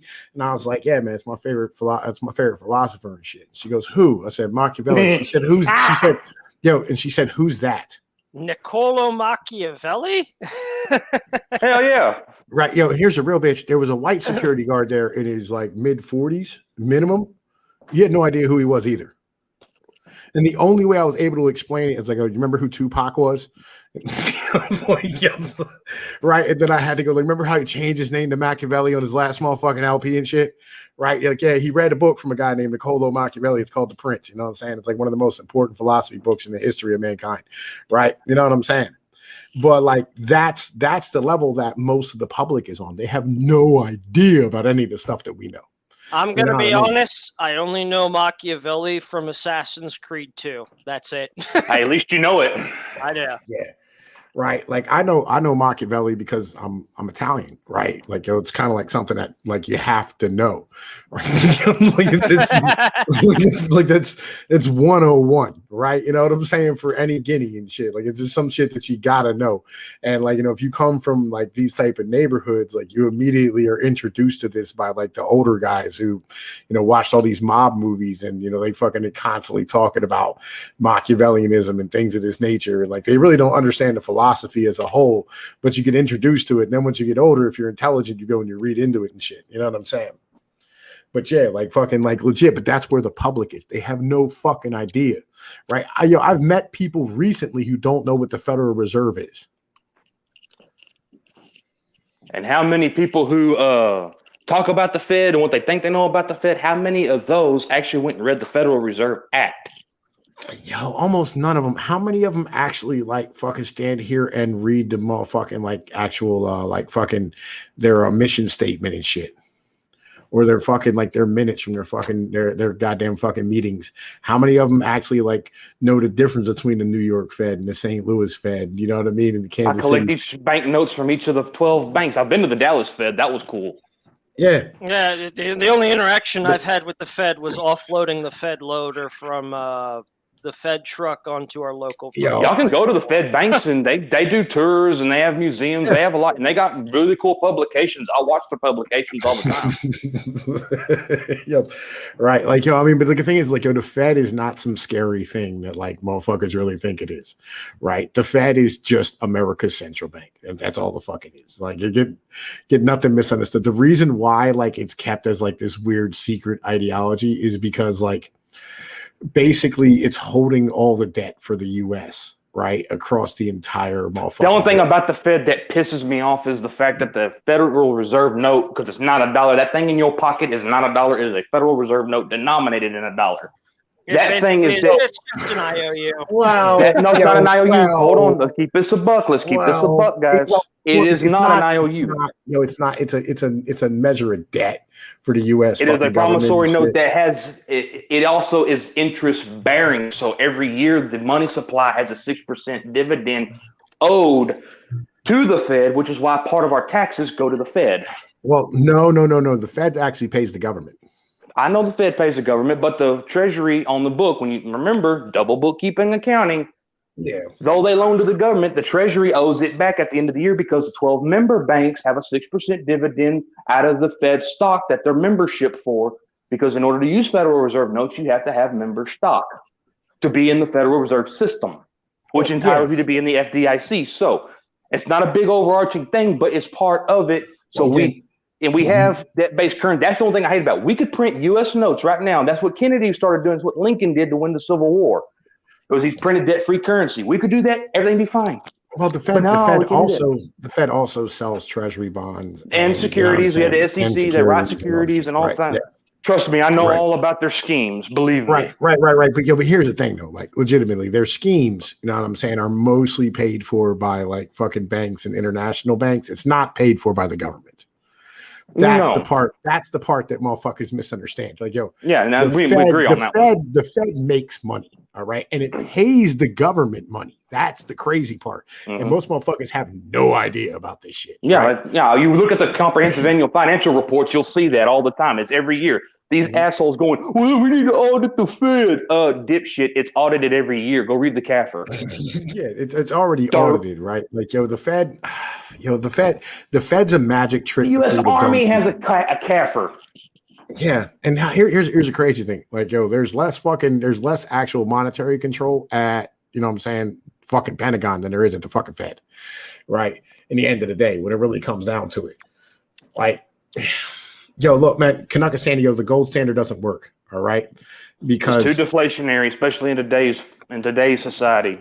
Well, here's the other value, but it's hold your labor over time. That's all it does. Well, here's the other half of this bitch, right? So when you have international trade and, like, you know what I'm saying, motherfuckers want to buy things from you and you want to sell things to other people. Can I correct Canucka Standing real quick on that? Go ahead. The original US dollar was silver, not goddamn gold. The bankers did that shit in the 1890s. The original dollar was 0.371 grains of fine silver.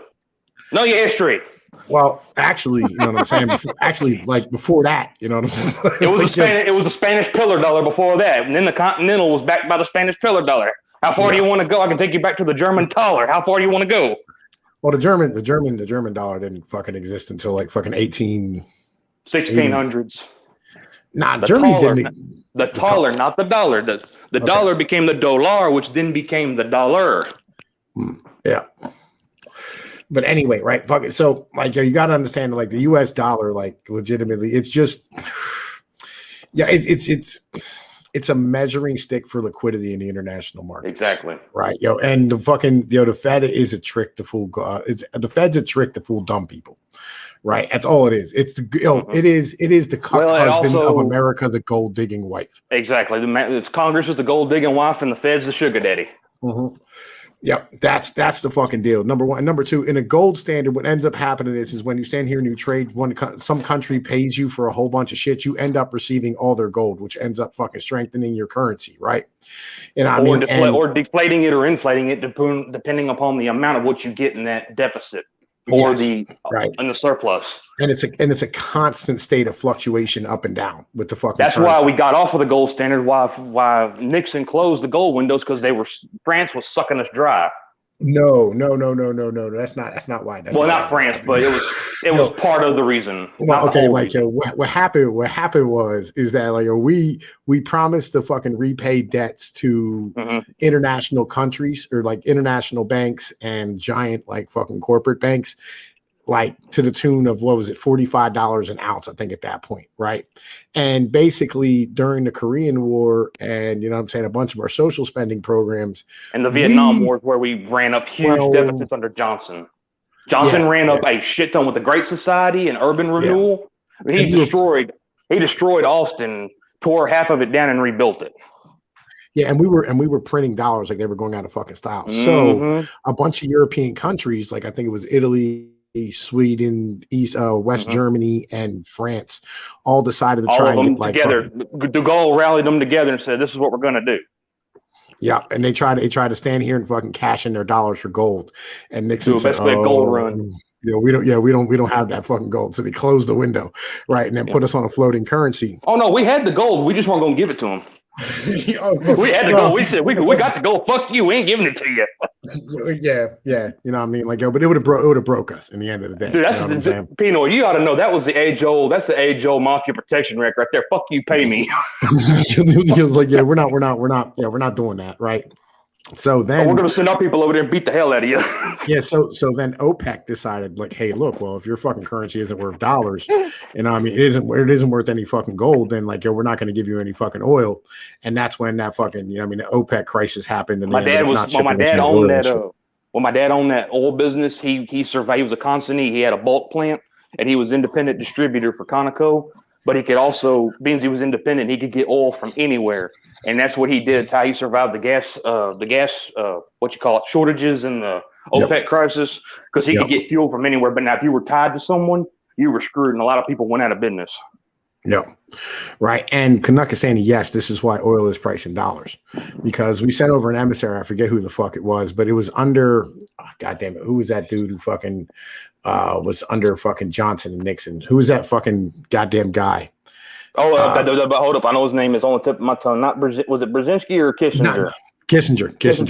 This was under Kissinger's motherfucking ideology. He sent a guy over to fucking Saudi Arabia and said, look, we will make you the local regional hegemony and fucking let you use our fucking our goddamn military as much as you want to. But no, that was not Bretton Woods. Bretton Woods happened in 46.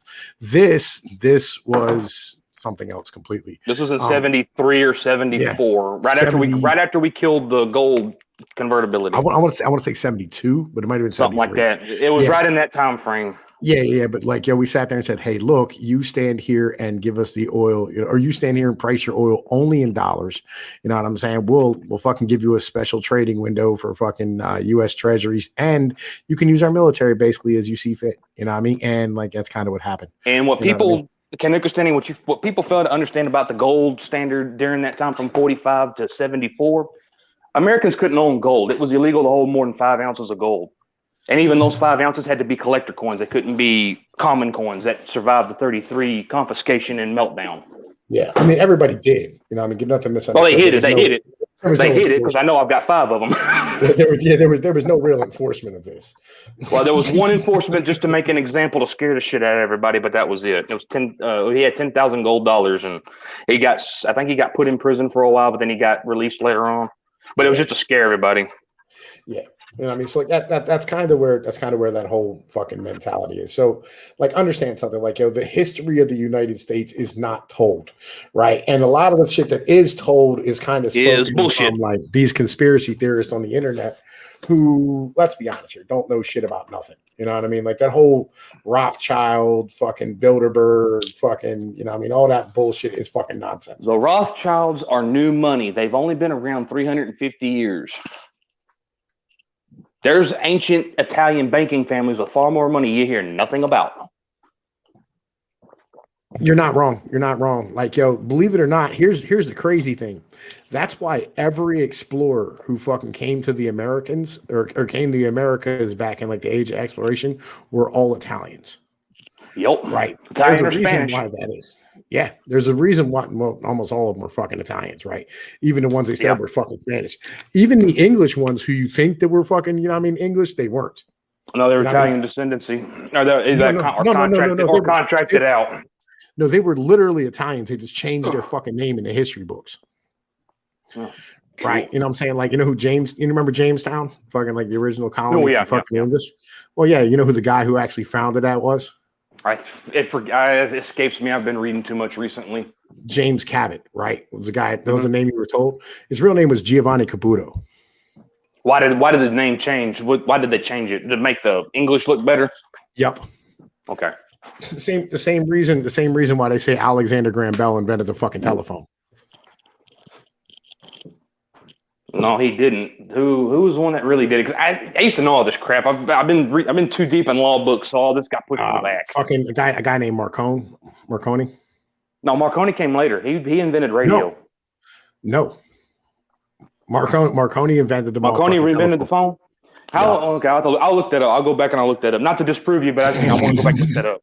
Yeah, legit. You know what I'm saying? Fucking, it's spelled weird. Tesla was Serbian. Yeah, no, because him and Tesla had it out over radio, and they had lawsuits filed on one another. That's how I know of him. And the Marconi Award comes from him. Yep. Right. But like, they said like it was Alexander Graham Bell, which is complete and utter bullshit. He had that fucking, who was it? God damn it. Fucking Western Express. I think it were the guys who were actually fucking standing here trying to come up with the fucking telephone. This dude actually submitted his plans 30 years before fucking Alexander Graham Bell did, and they stole him and gave him the fucking Bell. That would not surprise me because Edison and Westinghouse stole all his shit. All of Tesla's shit when he died, or not when he died, but back right after the current war. Yeah, I mean, this is what I'm saying. Like, but guess who? Here's a little fun fact. Guess who went through Tesla's stuff when he died when he was in the 40s? Who? Professor John Trump, Donald Trump's uncle. Oh yeah. Well, I believe it. Like, because he was held up in a hotel room in New York. Yeah. Oh, right. He lived at the Astoria, I think, is where he lived. Yeah. Right, you know what I'm saying? Hang on. Let me get the fucking proper name for y'all. Fucking the dude, man. Fucking everybody's over here fucking questioning shit. Fucking So when you start studying CB radio, you learn about Marconi and Tesla and all, and signal propagation and all that happy horse shit. Yeah, hang on a minute. Fucking, because he was. I can't remember his first name. I used to know Antonio Meucci. Mucci. Meucci. Yeah. Am I there? Am I here? And he invented that. And he invented that in 1849. 1849. Okay. Yeah, because wasn't like the first actual car built in like 1820, 1830, somewhere in there. Fucking Benz, man. Goddamn fucking the German dude Benz. But I mean, everybody in America thinks it was Ford, right? Like it's a lot of shit. Ford just mass produced it. It's the only thing he got. The only thing he did. He just built the thing where you could put dirt in on one side and a Model T. Because sitting outside my driveway, is Model A's. Right. I mean, but like, that's what they think. You know what I'm saying? Like, fucking.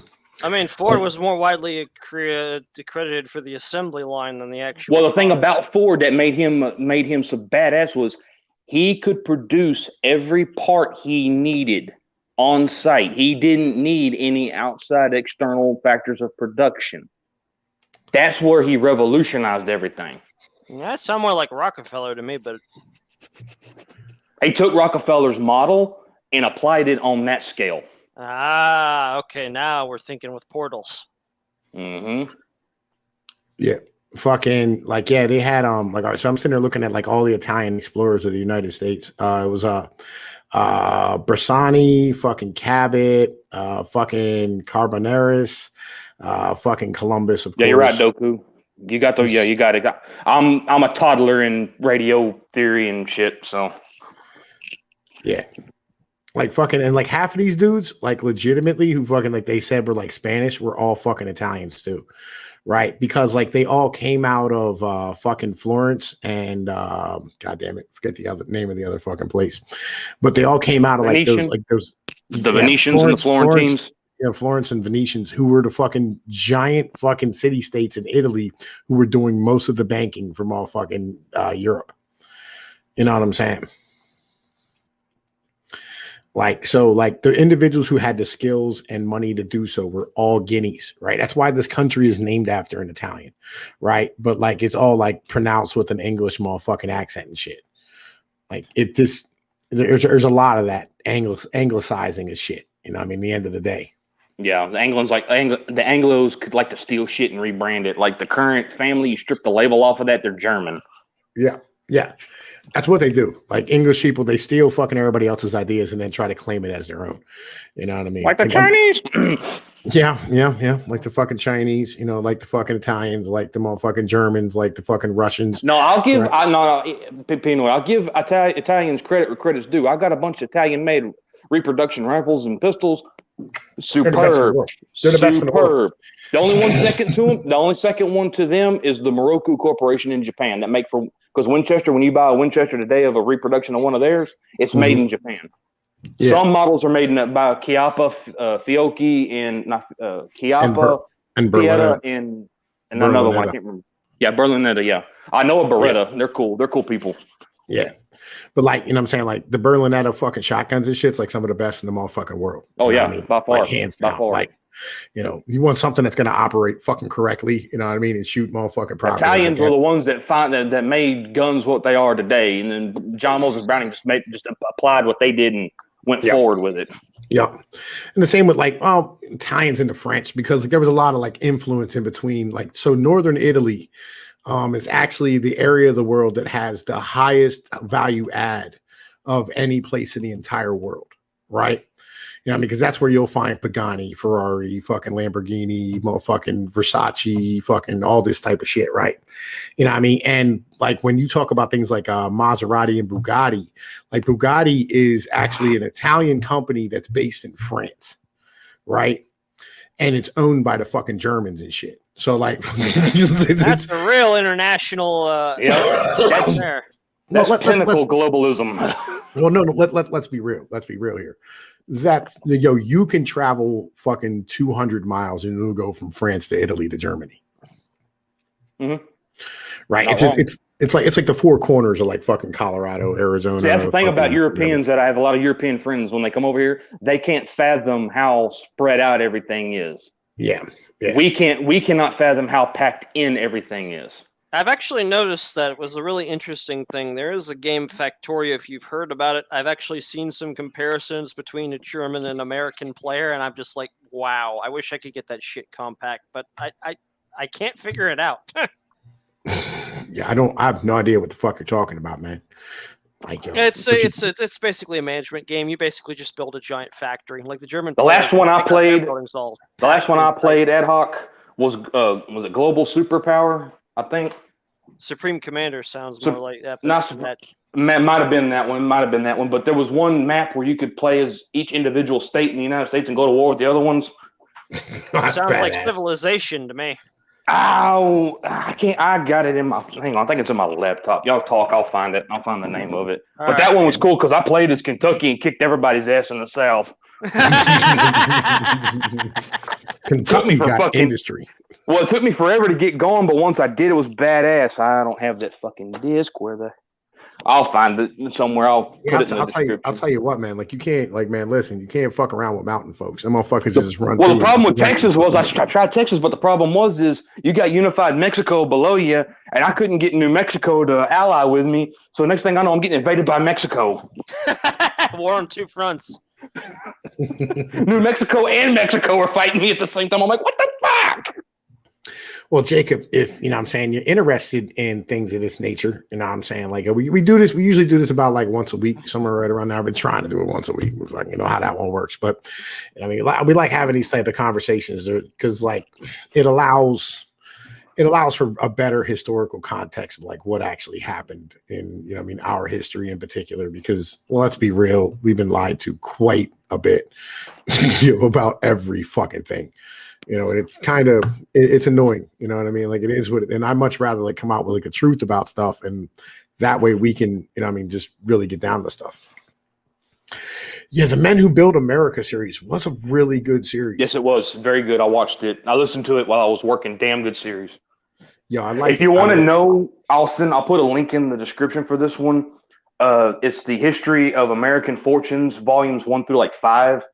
It was written around the first of the turn of the century, around 1900, and it's unpublished now. But a guy went through and reread it. It tells you the entire history of all the families that came in from the colonists and whatnot, and how their bloodlines and everything go through. Really interesting. It's not conspiratorial or anything. It just goes through the factual history of who, what, why, when, and where. Oh yeah. Like history's super fucking interesting if you actually like get it out. Well, once you understand it, you understand how the cathedral and everything, how we got to this point. Yo, this has been the premise of this channel for the past 3 or 4 years, right? It's been okay. I found you. You know how I found you? I found you by looking up. I was looking for Peter Zehan videos. That's how I found you. Yo, yeah. Because I got both of his books. I got 2 of his books. I got the Accidental Superpower and America. I got all 3 of them. I got all 3 of them. Right. Like, I went through all 3 of them. Well, I ain't got a 3rd one yet. I haven't bought it yet. I've been buying other books. I've been building up my library, and then I've been downloading shit off of Scribd and all that crap. So, well, like, I got all of them off of fucking, I think, Audible, and then I got one off of Audacity, something like that. There's a different one. Like, I like audiobooks. I like audiobooks, but I'm building an actual physical library right now, so I actually have them on hand. So, like, I can give them to my kids if I ever have kids and go, here, read this, you little shit. Well, yeah. Like I have I got Machiavelli's The Art of War. I have I got I'm glad you turned me on to that one. I'm glad you turned me on to that one. That's been really good. Oh, thank you. Like, that's one of my favorite books of all time. It's fucking did you ever read Napoleon's Maxims of War? No, I haven't. Is it any good? It's interesting. It's interesting. It's hard to describe, but it's interesting because I always like Napoleon. Everyone gives Napoleon shit. He was actually an expert logician. Oh yeah, that's why he was a good general. That's why he was badass. He like me and you. We both work logistics, man. And once you work in logistics, you cut through the bullshit and you see how things actually work. Yeah, and how quick it can change. Yeah, when you're cut off from your fucking supplies, it makes it rather. Oh, I was going to ask you a question. I had a friend of mine. He works in the trucking industry, and I was going to ask you about this. Do you have your own truck, or do you use trucks through a company? No, I use trucks through a company. Ask around and see how they're doing on parts, because apparently there is a gear link shortage that happened because we don't have gear links and we don't make them. Actually, we just had a situation that would happen to that. We lost the transmission on the sweeper truck last week. I managed to get back to the shop, and my boss is trying to get it fixed himself, because if he takes it into a repair company, they don't have the necessary parts on hand. They said, look, it's going to take... Well, that's what's going on down here is I got friends that are doing it right now. He's a computer programmer, and what he's doing, he got hired out to... they're stripping like the Benzes and stuff like that get kind of semi-totaled, and they can't really drive them because they got all those new high-tech parts in them and whatnot. Yeah. They're stripping them down, and they're taking the boards, and he's fixing them if they're broken, because he has that capability of fixing all those solder traces and everything. And they're categorizing them, and they're creating the old school fix-it, and part stores are coming back because of it. And they're starting to cannibalize like big D9 cats that are sitting out there in the fields rusting and stuff like that. Mm-hmm. They're going out there and stripping the parts out of them and things of that nature. That's what we're doing right now to get parts at my fucking shop. You know, I mean, that's what them guys have. But like when I found out about that gear linkage, He said that in his company, they're worried about that gear linkage shortage because if they start going out, they're going to have to ground some vehicles and use them to keep the other ones running. And that's going to cause the fleet to shrink. Well, we don't have that problem where I'm at, right? Because of the fact that we have like a bunch of like, all right, so I'm in PA, right? So this is the mecca of trucking, right? Right? Like, you're like, You know, do you live in Kentucky or are you on the PA side of Kentucky? Oh, no. I live in central PA, right? Oh, you live in central PA? I thought you lived in Kentucky. No. This is Pennsyltucky, man. Pennsyltucky, right? Oh, Pennsyltucky. Okay, I got you. Yeah, it's the part in the middle between Pittsburgh and Philly, right? That's Pennsyltucky. Oh, okay. Right? Oh, okay. Yeah. You're on the northern end of the Appalachians. Yes. Okay, you're deep in the Appalachians. yes. Right. Like I'm in the You're way past the banjos. Yes. Right. So like all right. Well, the thing is, in where I live at, we have 81, 83, 78, 76, 95, and 99 that all run through my city, right? Which feeds everything, whether it's we feed. Yeah, you're on a DC. vein. You're on a main artery vein. Well, we're a hub, right? Yeah. We're like literally like the largest Like Dallas. railroad. Dallas like is a big giant hub. Yeah, well, like the largest railroad in the U.S., you know what I'm saying, was in my city, right? And still, we have 4 fucking different rail yards in my city. Like we have every trucking company in the country is in my fucking city. Everyone. Yeah. Every manufacturer has a fucking warehouse in my fucking city. Well, yeah, right? because Philadelphia was the original capital of the U.S. I mean, yeah, it's always been the commercial hub. Yeah, well, Harrisburg is now Harrisburg, Carlisle, Hershey, right? So like basically, and then Wilkes-Barre and whatever, right? So like basically what happens is it all comes in here and then gets broken apart and gets sent north, south, east, and west. You know what I mean? Distributed out. Yep. So we're like, this is the mecca of fucking trucking. Like if you're a truck driver here, you'll never go out of work ever.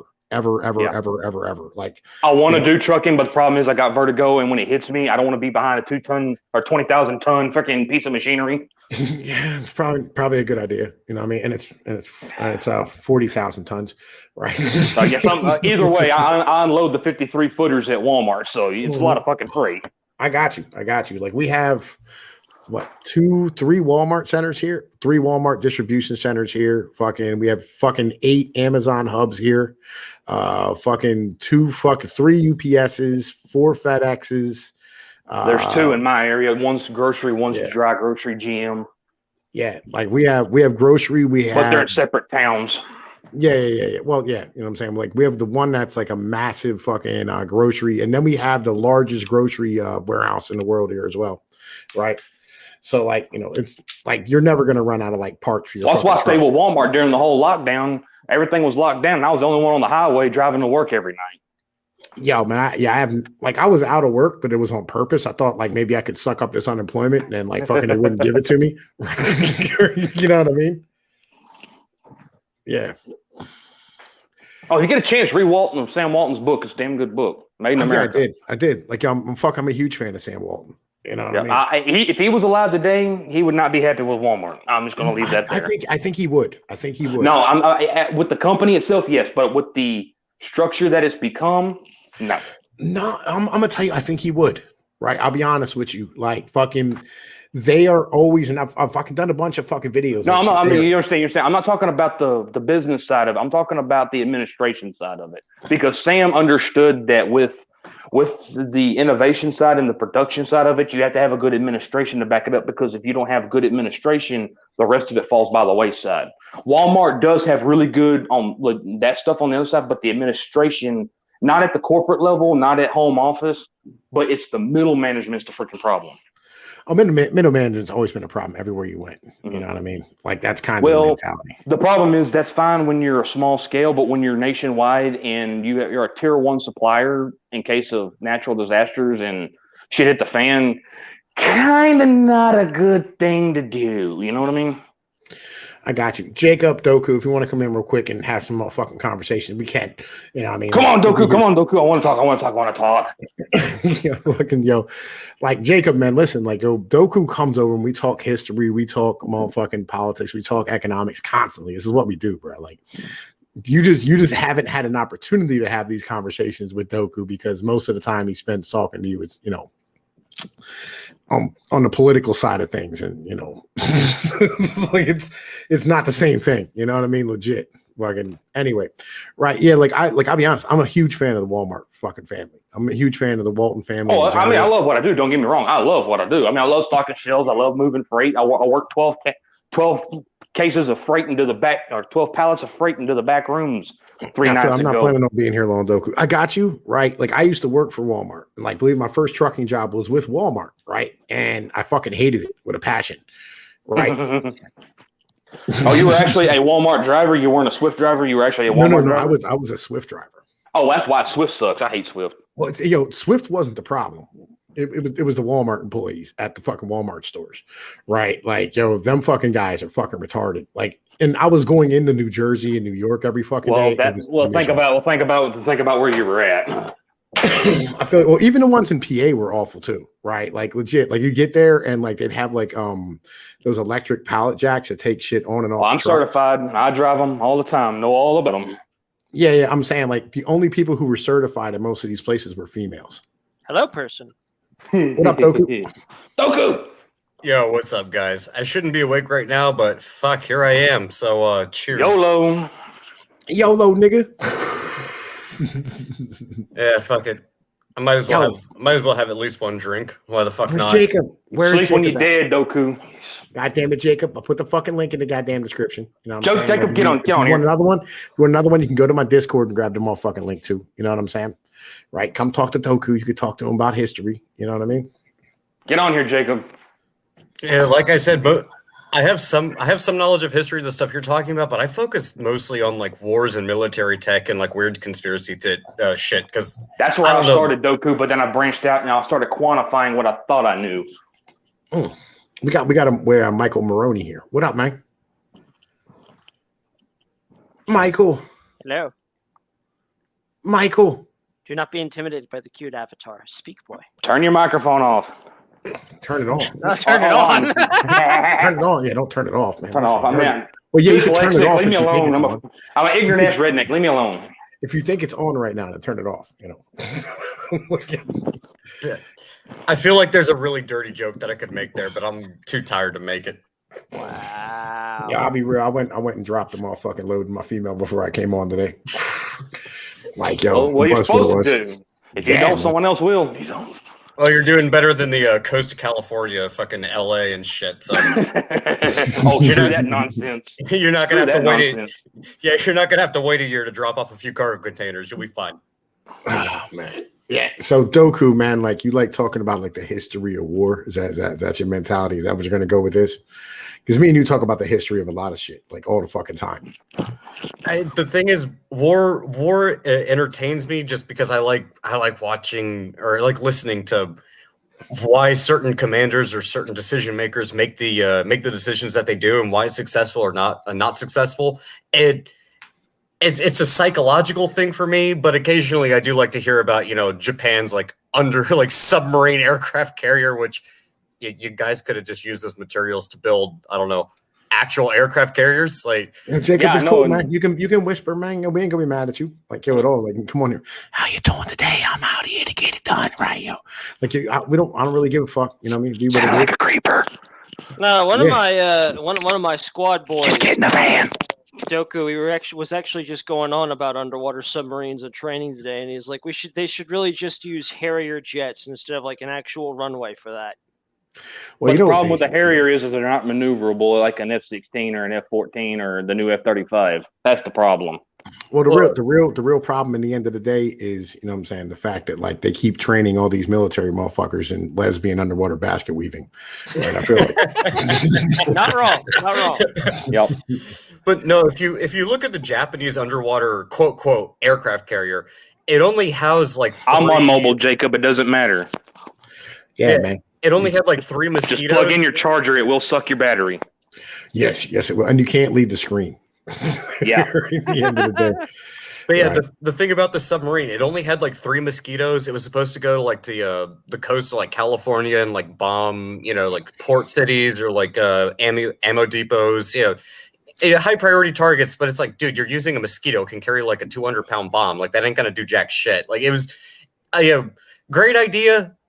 Tech wasn't there, and oh, by the way, you can't retrieve the damn fucking mosquitoes after they're done doing their mission without using a fucking crane. Like it's just, well, dude. Hey, you gotta remember they were kamikazes. They were kamikazes. They didn't care. They just trained them just enough to go, I will kill you for the honor of the Nippon. And blow yourself up. To be honest, they'd be better off with the fucking bat bombs at that point in time. Like, Right. So what you're telling me, Doku, is that instead of launching planes, they should just stick with launching missiles like submarines do now. if they had the tech to do it, because at the time they didn't, because Germany could make the rockets, but they didn't have the pre-positioning to where they could hit it like we did. We took it and said, hey, this is cool shit. We're going to take it. We're going to make it better. I mean, even if you took a submarine that could just have an artillery piece on it and fire effectively, that would have been better than trying to figure out how to, fire piloted, or, launch piloted fucking aircraft to go attack the American West Coast. Like, again, you would be better off with, an artillery sub, considering the size of the damn thing. Like, you can't sit there and look at the specs of this thing and tell me you can't put a, 30 millimeter howitzer on it and do some significant damage from far enough away to be relatively shielded from shore defenses. Like they could have done that, but that sounds like something that they should have pursued. That sounds fucking badass. That does. I'm like a submarine that can outrange a battleship. That's a novel idea, actually. They already had a crane that could pick up an airplane and put it back in the hangar bay and then go back underwater. Like you had all the tech you needed to do it. It's just they didn't have that initiative to go that direction. Well, this is the problem. I didn't even have the thought of it. Well, this is what I actually find really interesting when you look at military technology back from the early 19th century, World War I and World War II. Governments were a lot more willing to embrace visionaries in terms of tech, especially if it's something you could use that's never been thought of before, and they would just throw money at it, even if it's not practical. And we can attribute a lot of the technology, or at least the groundwork foundation for it, to embracing that sort of, this is completely impractical, makes absolutely no fucking sense, but it sounds awesome, so here's our resources. Go ahead and do shit. You're good, Mike. You know what I'm saying? Like, man, listen, fucking like, if you could get it figured out, most definitely I'll pull you on. This is what it is. But Jacob, what up, man? Are we on? Is he on? Yeah. Hey, guys. Yeah, what's up, Jacob? What up, Jacob? Part of the crew. Yeah. Part of the crew, part of the ship, part of the crew, part of the ship. Oh, God. One of us. Google gobble, one of us. I'm just going to drink. I'm not even going to comment on that. But yeah, man, like fucking anyway, did you see did you see Victor Davis Hansen's fucking talk on Patton, the American Ajax? No, but I got a biography of Patton, and he had a really interesting thought process in childhood and thought in a way of coming up.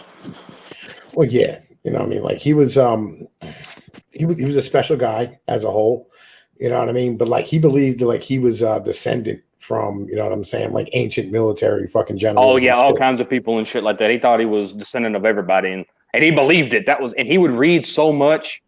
He actually read so much. He would read so often that he actually kept getting eye infections because he was focused on reading so much, and he had to stop and have antibiotic drops and stuff like that all the time, even during the war.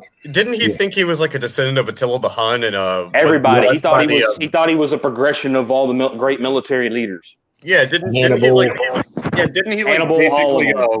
basically I don't want to say worship, but let's be blunt, he kind of almost worshipped the Roman god of war Mars. Like he thought he was.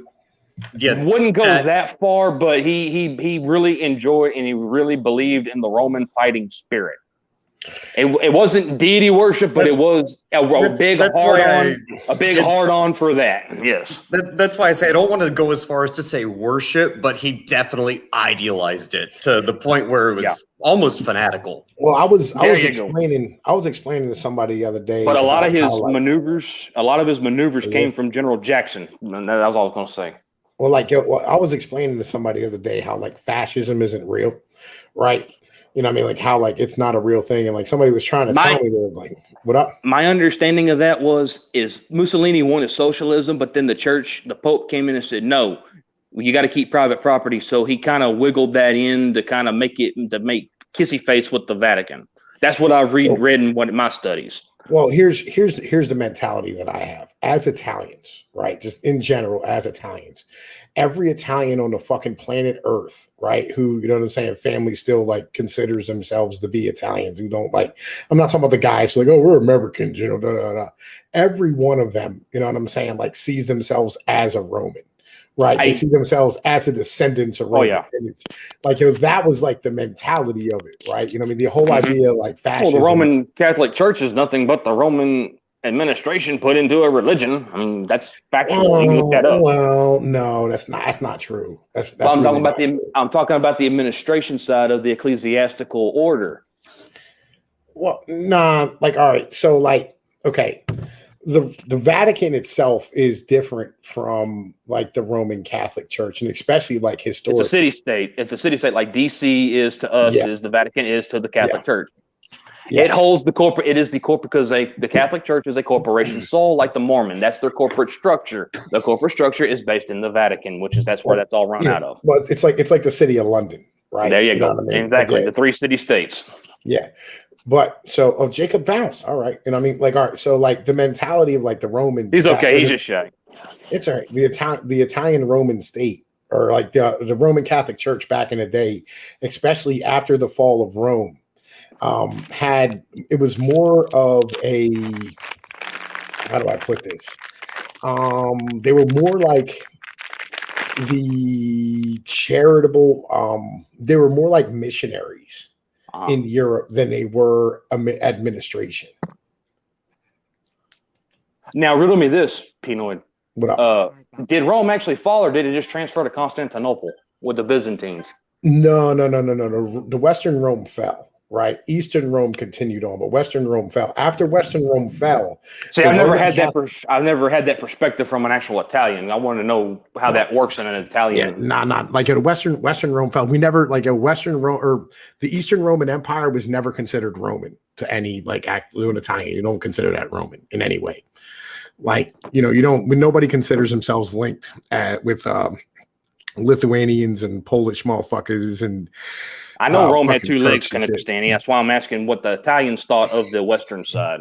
Yeah, the Italians that's never even into our like conversation. That's never even in our lexicon that we're even part of that. That's always considered to us like Russian. You know what I mean? That's kind of how it's like taught to you and how it's like explained when you're a fucking kid. But yeah, like so after the Rome fell, the Catholic Church literally sat there and basically they would help the people out and be like the center of a town, but they were never a government. That's where a lot of people get shit fucked up. Well, it wasn't like the first 1,000 years. It was that way, but then it started changing. Well, no. The problem is that like once after that first 1,000 years, you had real countries that formed. Yeah, and they were in direct competition with the communities that were, being held together by the Catholic Church, and the Catholic Church became the enemy of the Protestant Church and of the. That's why I love Becket so much. The story Becket. That's why I love it, because it shows the split, but that thing you're talking about, the contention between the Vatican or the Roman Catholics and the state at the same time. And Thomas Becket, he's caught in the middle of it, and he winds up joining the church and gets killed by the king. Well, yeah, I mean, like, because the thing is like the church would actually stand here and advocate for like households and for like the people to have their own sovereignty, right, to run their households as a whole, right? You know what I mean? And like fucking the kings and shit and the motherfucking governments, especially like going towards more like Western fucking Europe, like Britain, France, Spain, things of this nature. They really, really, really fucking hated that entire ideology because they wanted to rule over the people much heavier than they fucking did. You know what I mean? And the church always tried to fight them on that shit because like, the heavier the state rules over things, the less power that the church has. So and would also, you say this? So would you say that the Catholic Church today still holds to that principle, or what would you say about the current state of the Catholic Church being a Catholic? Well, the Catholic Church is fucking trash at this point. You know what I mean? Like, it doesn't exist the way it used to. Like, it used to be like the Catholic Church was like the center of our fucking of our like community, right? Yeah. Like the priest, like, this is why like the priest was never married, and this is why like it worked really well in this manner, is because of the fact that like the priest he was a counselor, he was a motherfucking guy who ran bingo, he was the guy who ran the football team, he was the guy who handled the AA meetings, he was the guy who fucking ran the finances for the church, he was a dude who would like organize motherfucking reconstruction projects, he was a groundskeeper, he was a motherfucking boxing coach, he was a dude who like would fucking I got you on that one. That's kind of the way it was here, but it was the Catholic priest was, because there was a Catholic population in my area, but you had Methodist, Lutheran, Baptist, Pentecostal, freaking the Catholic, but most of all the Protestants were all in the Mason organizations. All the preachers and ushers were, and they met at the Mason Lodge every freaking Friday and Saturday night, and then on Sunday morning, or Saturday, Sunday morning, they're all playing dominoes with the freaking Catholic priest. Wait, right. You want to see something really funny? What up? Whenever you get into a conversation with somebody about socioeconomics and politics, ask them these questions in this order. Can authoritarianism, nationalism, and socialism exist underneath the same ideological premise? Regardless if they answer yes or no, ask them to put a label on that and see what they try to come up with. You'll see some Olympic level mental gymnastics when you tell these people, yeah, that's not just fascism. It could also be attributed to communism. It could also be attributed to democracy. Yeah, I'm loving that. I'm loving that. Right. I'm actually trying to puzzle this out right now.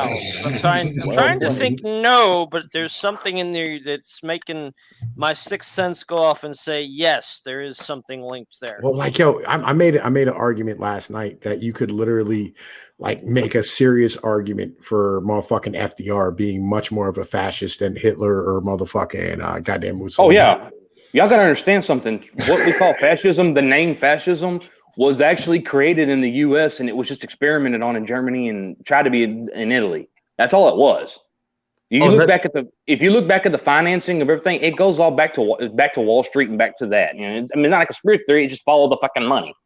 Oh, and that's the thing. If you look at these different types of socioeconomic structures, regardless if you want to label it fascism or communism or nationalism, call it what you want.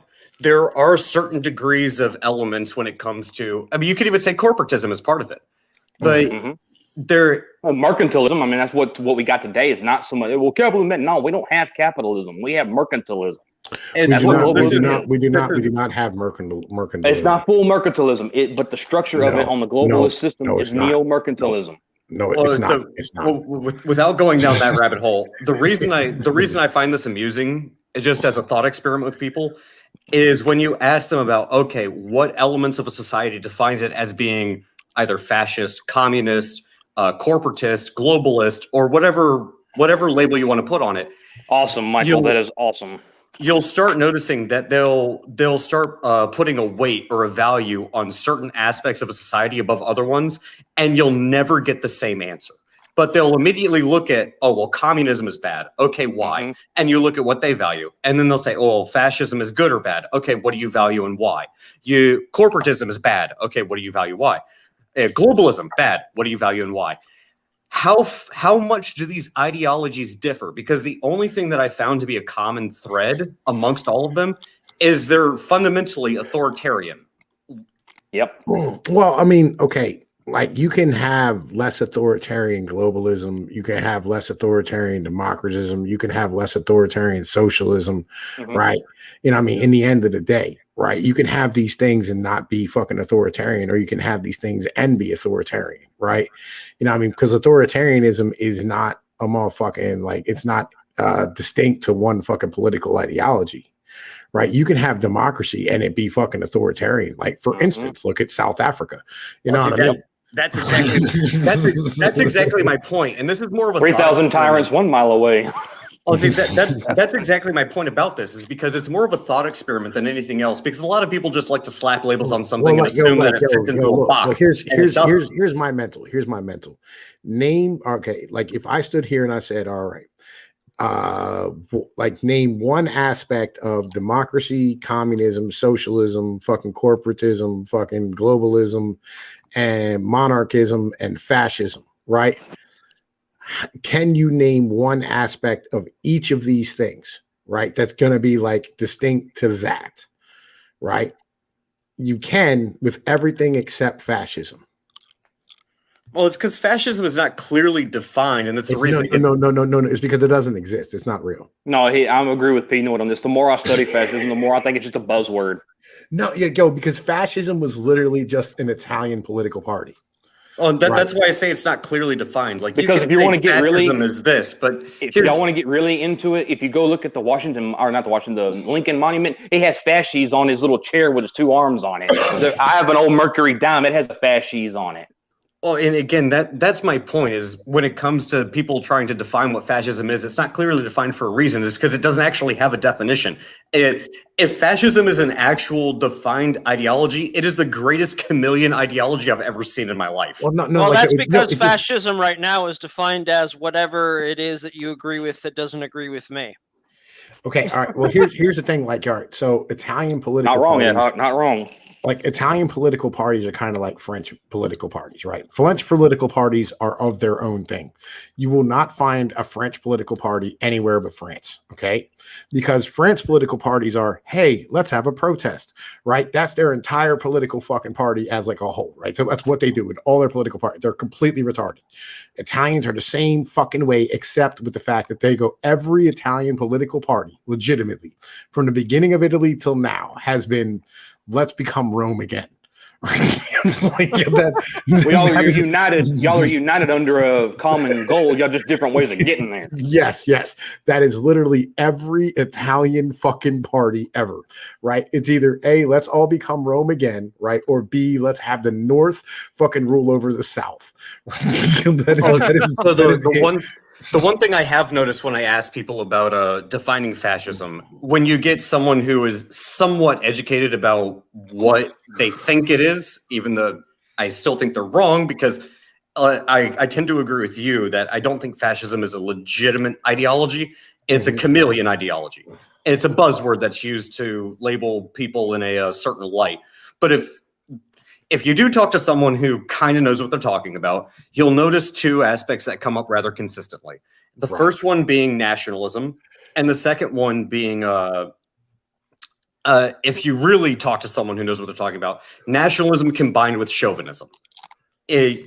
So essentially hyper-nationalism, which I don't necessarily see an issue with, because yeah, of course I'm going to be nationalist. Of course I'm going to want to defend my state and take pride in my state. Yeah, that's fine. I am essentially a child of the nation. Like, of course I'm going to want to defend that.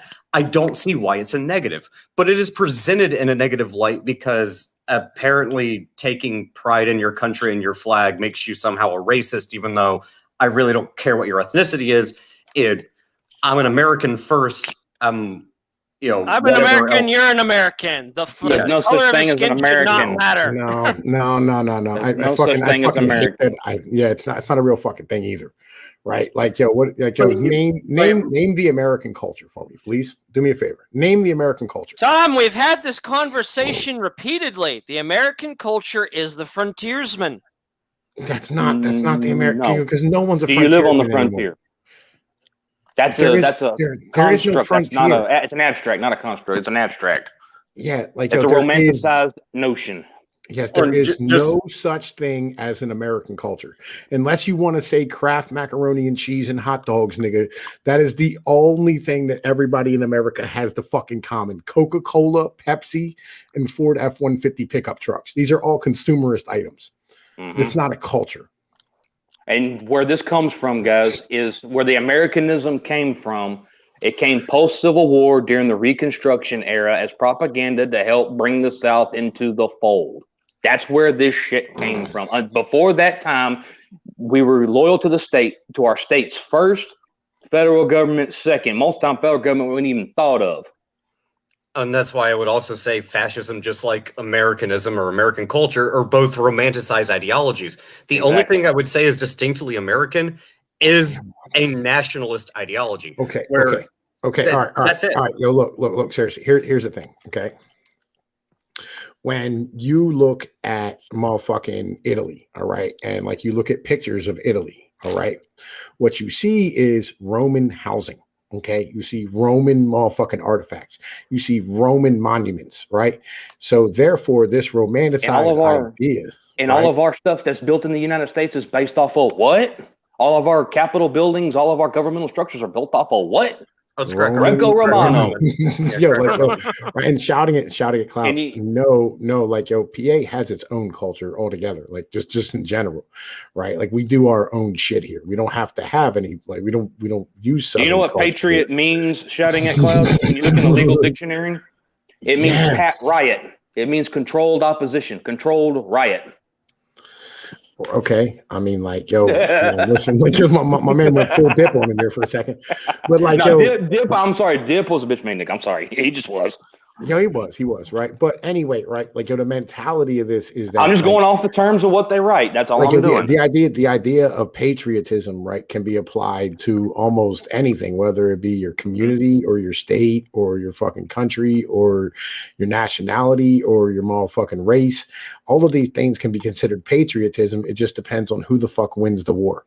You know what I mean? In the end of the day. That's really what it is. Like, fucking the history is written by the victors, but America does not have a culture. I don't consider myself an American first, unless like we're having a conversation with Germans and Canadians, in which case I say fuck the Canadians, and you know what I mean, like, yo, fuck the Germans as well, but not as hard. Like, I like the Germans more than I like Canadians, to be perfectly honest with you, right? Because at least they're industrious. I'm pretty sure my platoon leader will be happy to hear that, but my ARC trooper will probably say "fuck you."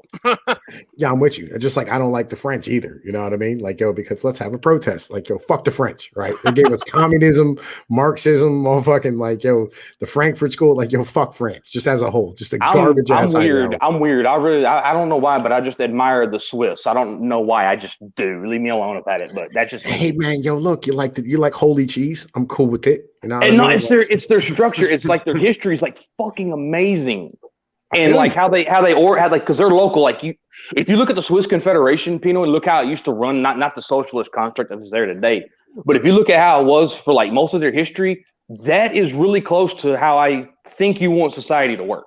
Well, like, in your mind, the Swiss were the first ones to incorporate, and I agree with it.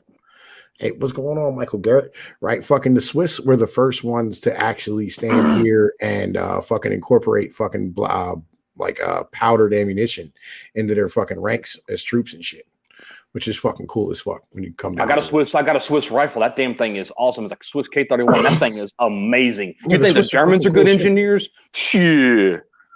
Yeah, like, yo, the Swiss make the Koenigsegg. My father, I've got about 60 clocks in this house, and half of them are Swiss made, Swiss and German made, wind-up clocks. And by the way, yo, fuck the Danish. All right, at the end of the day, like, yo, fuck the Danes too. Well, also, you want to talk about the Swiss? Look at the Great Northern War. That look at what the Swiss were pull off of that one. They were terrifying. Didn't the Swiss conquer fucking Russia at one point? Yeah, that's conquer them, but they got up in there and tore that ass up. Oh yeah, no, I mean, and they definitely conquered St. Petersburg, and there was one other Russian city. Why do you think the Swiss guards guard the Pope? Yeah, no, the Swiss were not a joke. Again, look at the Great Northern War. There's a few videos you can find on YouTube. It only take like 30 minutes to an hour, and the Swiss were not anything to fuck around with. Let me keep this a buck. As far as military outfits are concerned, them Swiss Guard suits are fucking gangster. Right? Yeah, fucking Michael Garrett. Yes, you're not wrong, because like, again, like Italy, Germany, and France all like kind of converge in that general vicinity in the northern. I gotta say though, Pinoid, if you can find them, they're hard to find in real life, but you can find the watercolors of them. Texas, when we were independent for 10 years, we had the Army and Navy of the Republic of Texas. Those uniforms, there was only like about 4,000 or 5,000 of them made. Those things were also baller. I gotta look that shit up, man. I gotta admit, man, when it comes to military uniforms, I gotta tip my hat to Hugo Boss. I'm just saying. I don't care if you agree with the ideology or not, but those uniforms did exactly what they were intended to do. First off, Hugo Boss did not make those uniforms. They actually just sewed them together. They just did them. They didn't come up with the design. Yeah, correct. Yeah. The design was actually made by a Nazi. Yeah.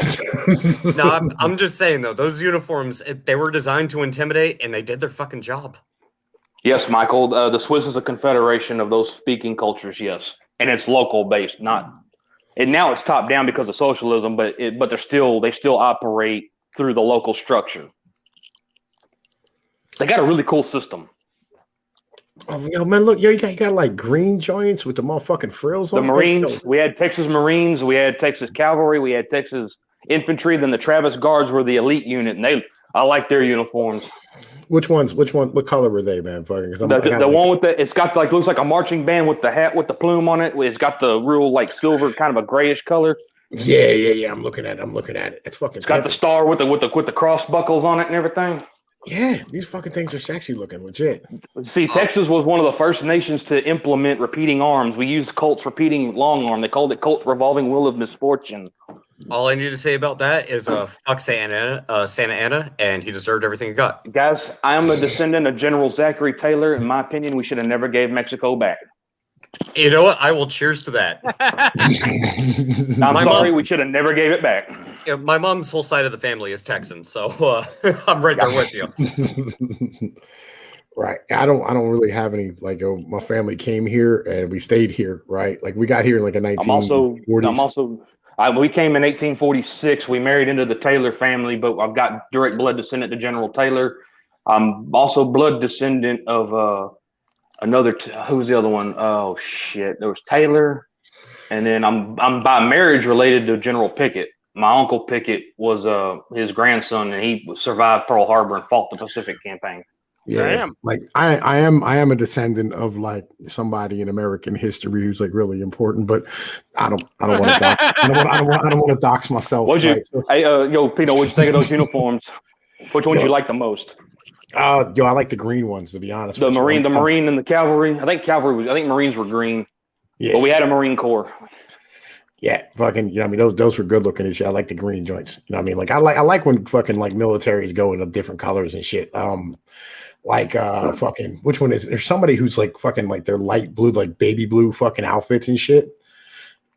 Fucking, I forget who the hell it is.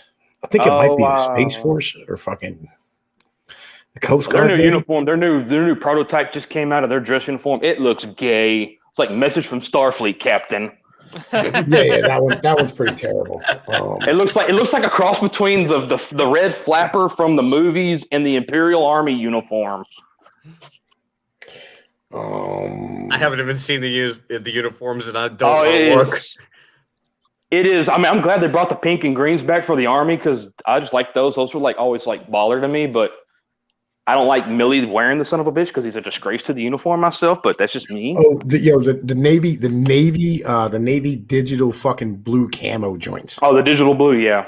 They don't use it anymore. Yo, but the motherfuckers is so good looking though. Like, yo, that is. Listen, like I had one of those in a cap. Yeah, I had one of them with like I had a pair of shorts I used to wear over that fucking color. My buddy had a whole outfit. I was like, yo, that shit is sexy.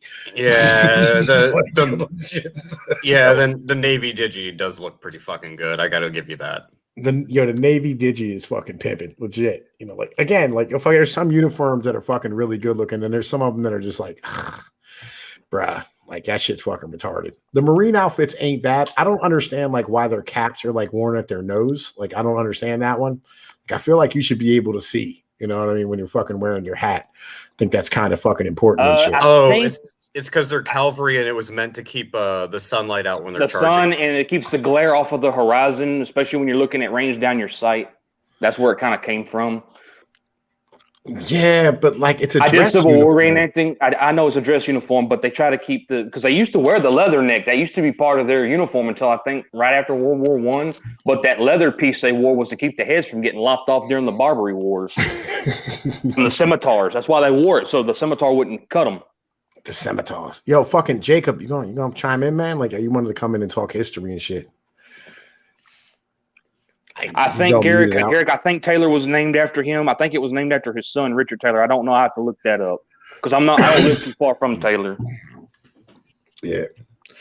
I say like, yeah, man, fucking, oh man, it's fucking bananas. Oh, Kukistan, gotta go to bed. I got you, man. Like, I'll tell you what, I'm about to do the motherfucking same thing here in a minute because we've been fucking streaming for 3.5 hours. Peanut, I'll find the picture of it because there's an actual surviving Republic uniform that's actually surviving. They found it in a family's collection, and it's the 1836 pattern. That sucker is crazy looking. I'll send you a link to it. I'll find it and send it. I'll put it in the chat description. Gotcha.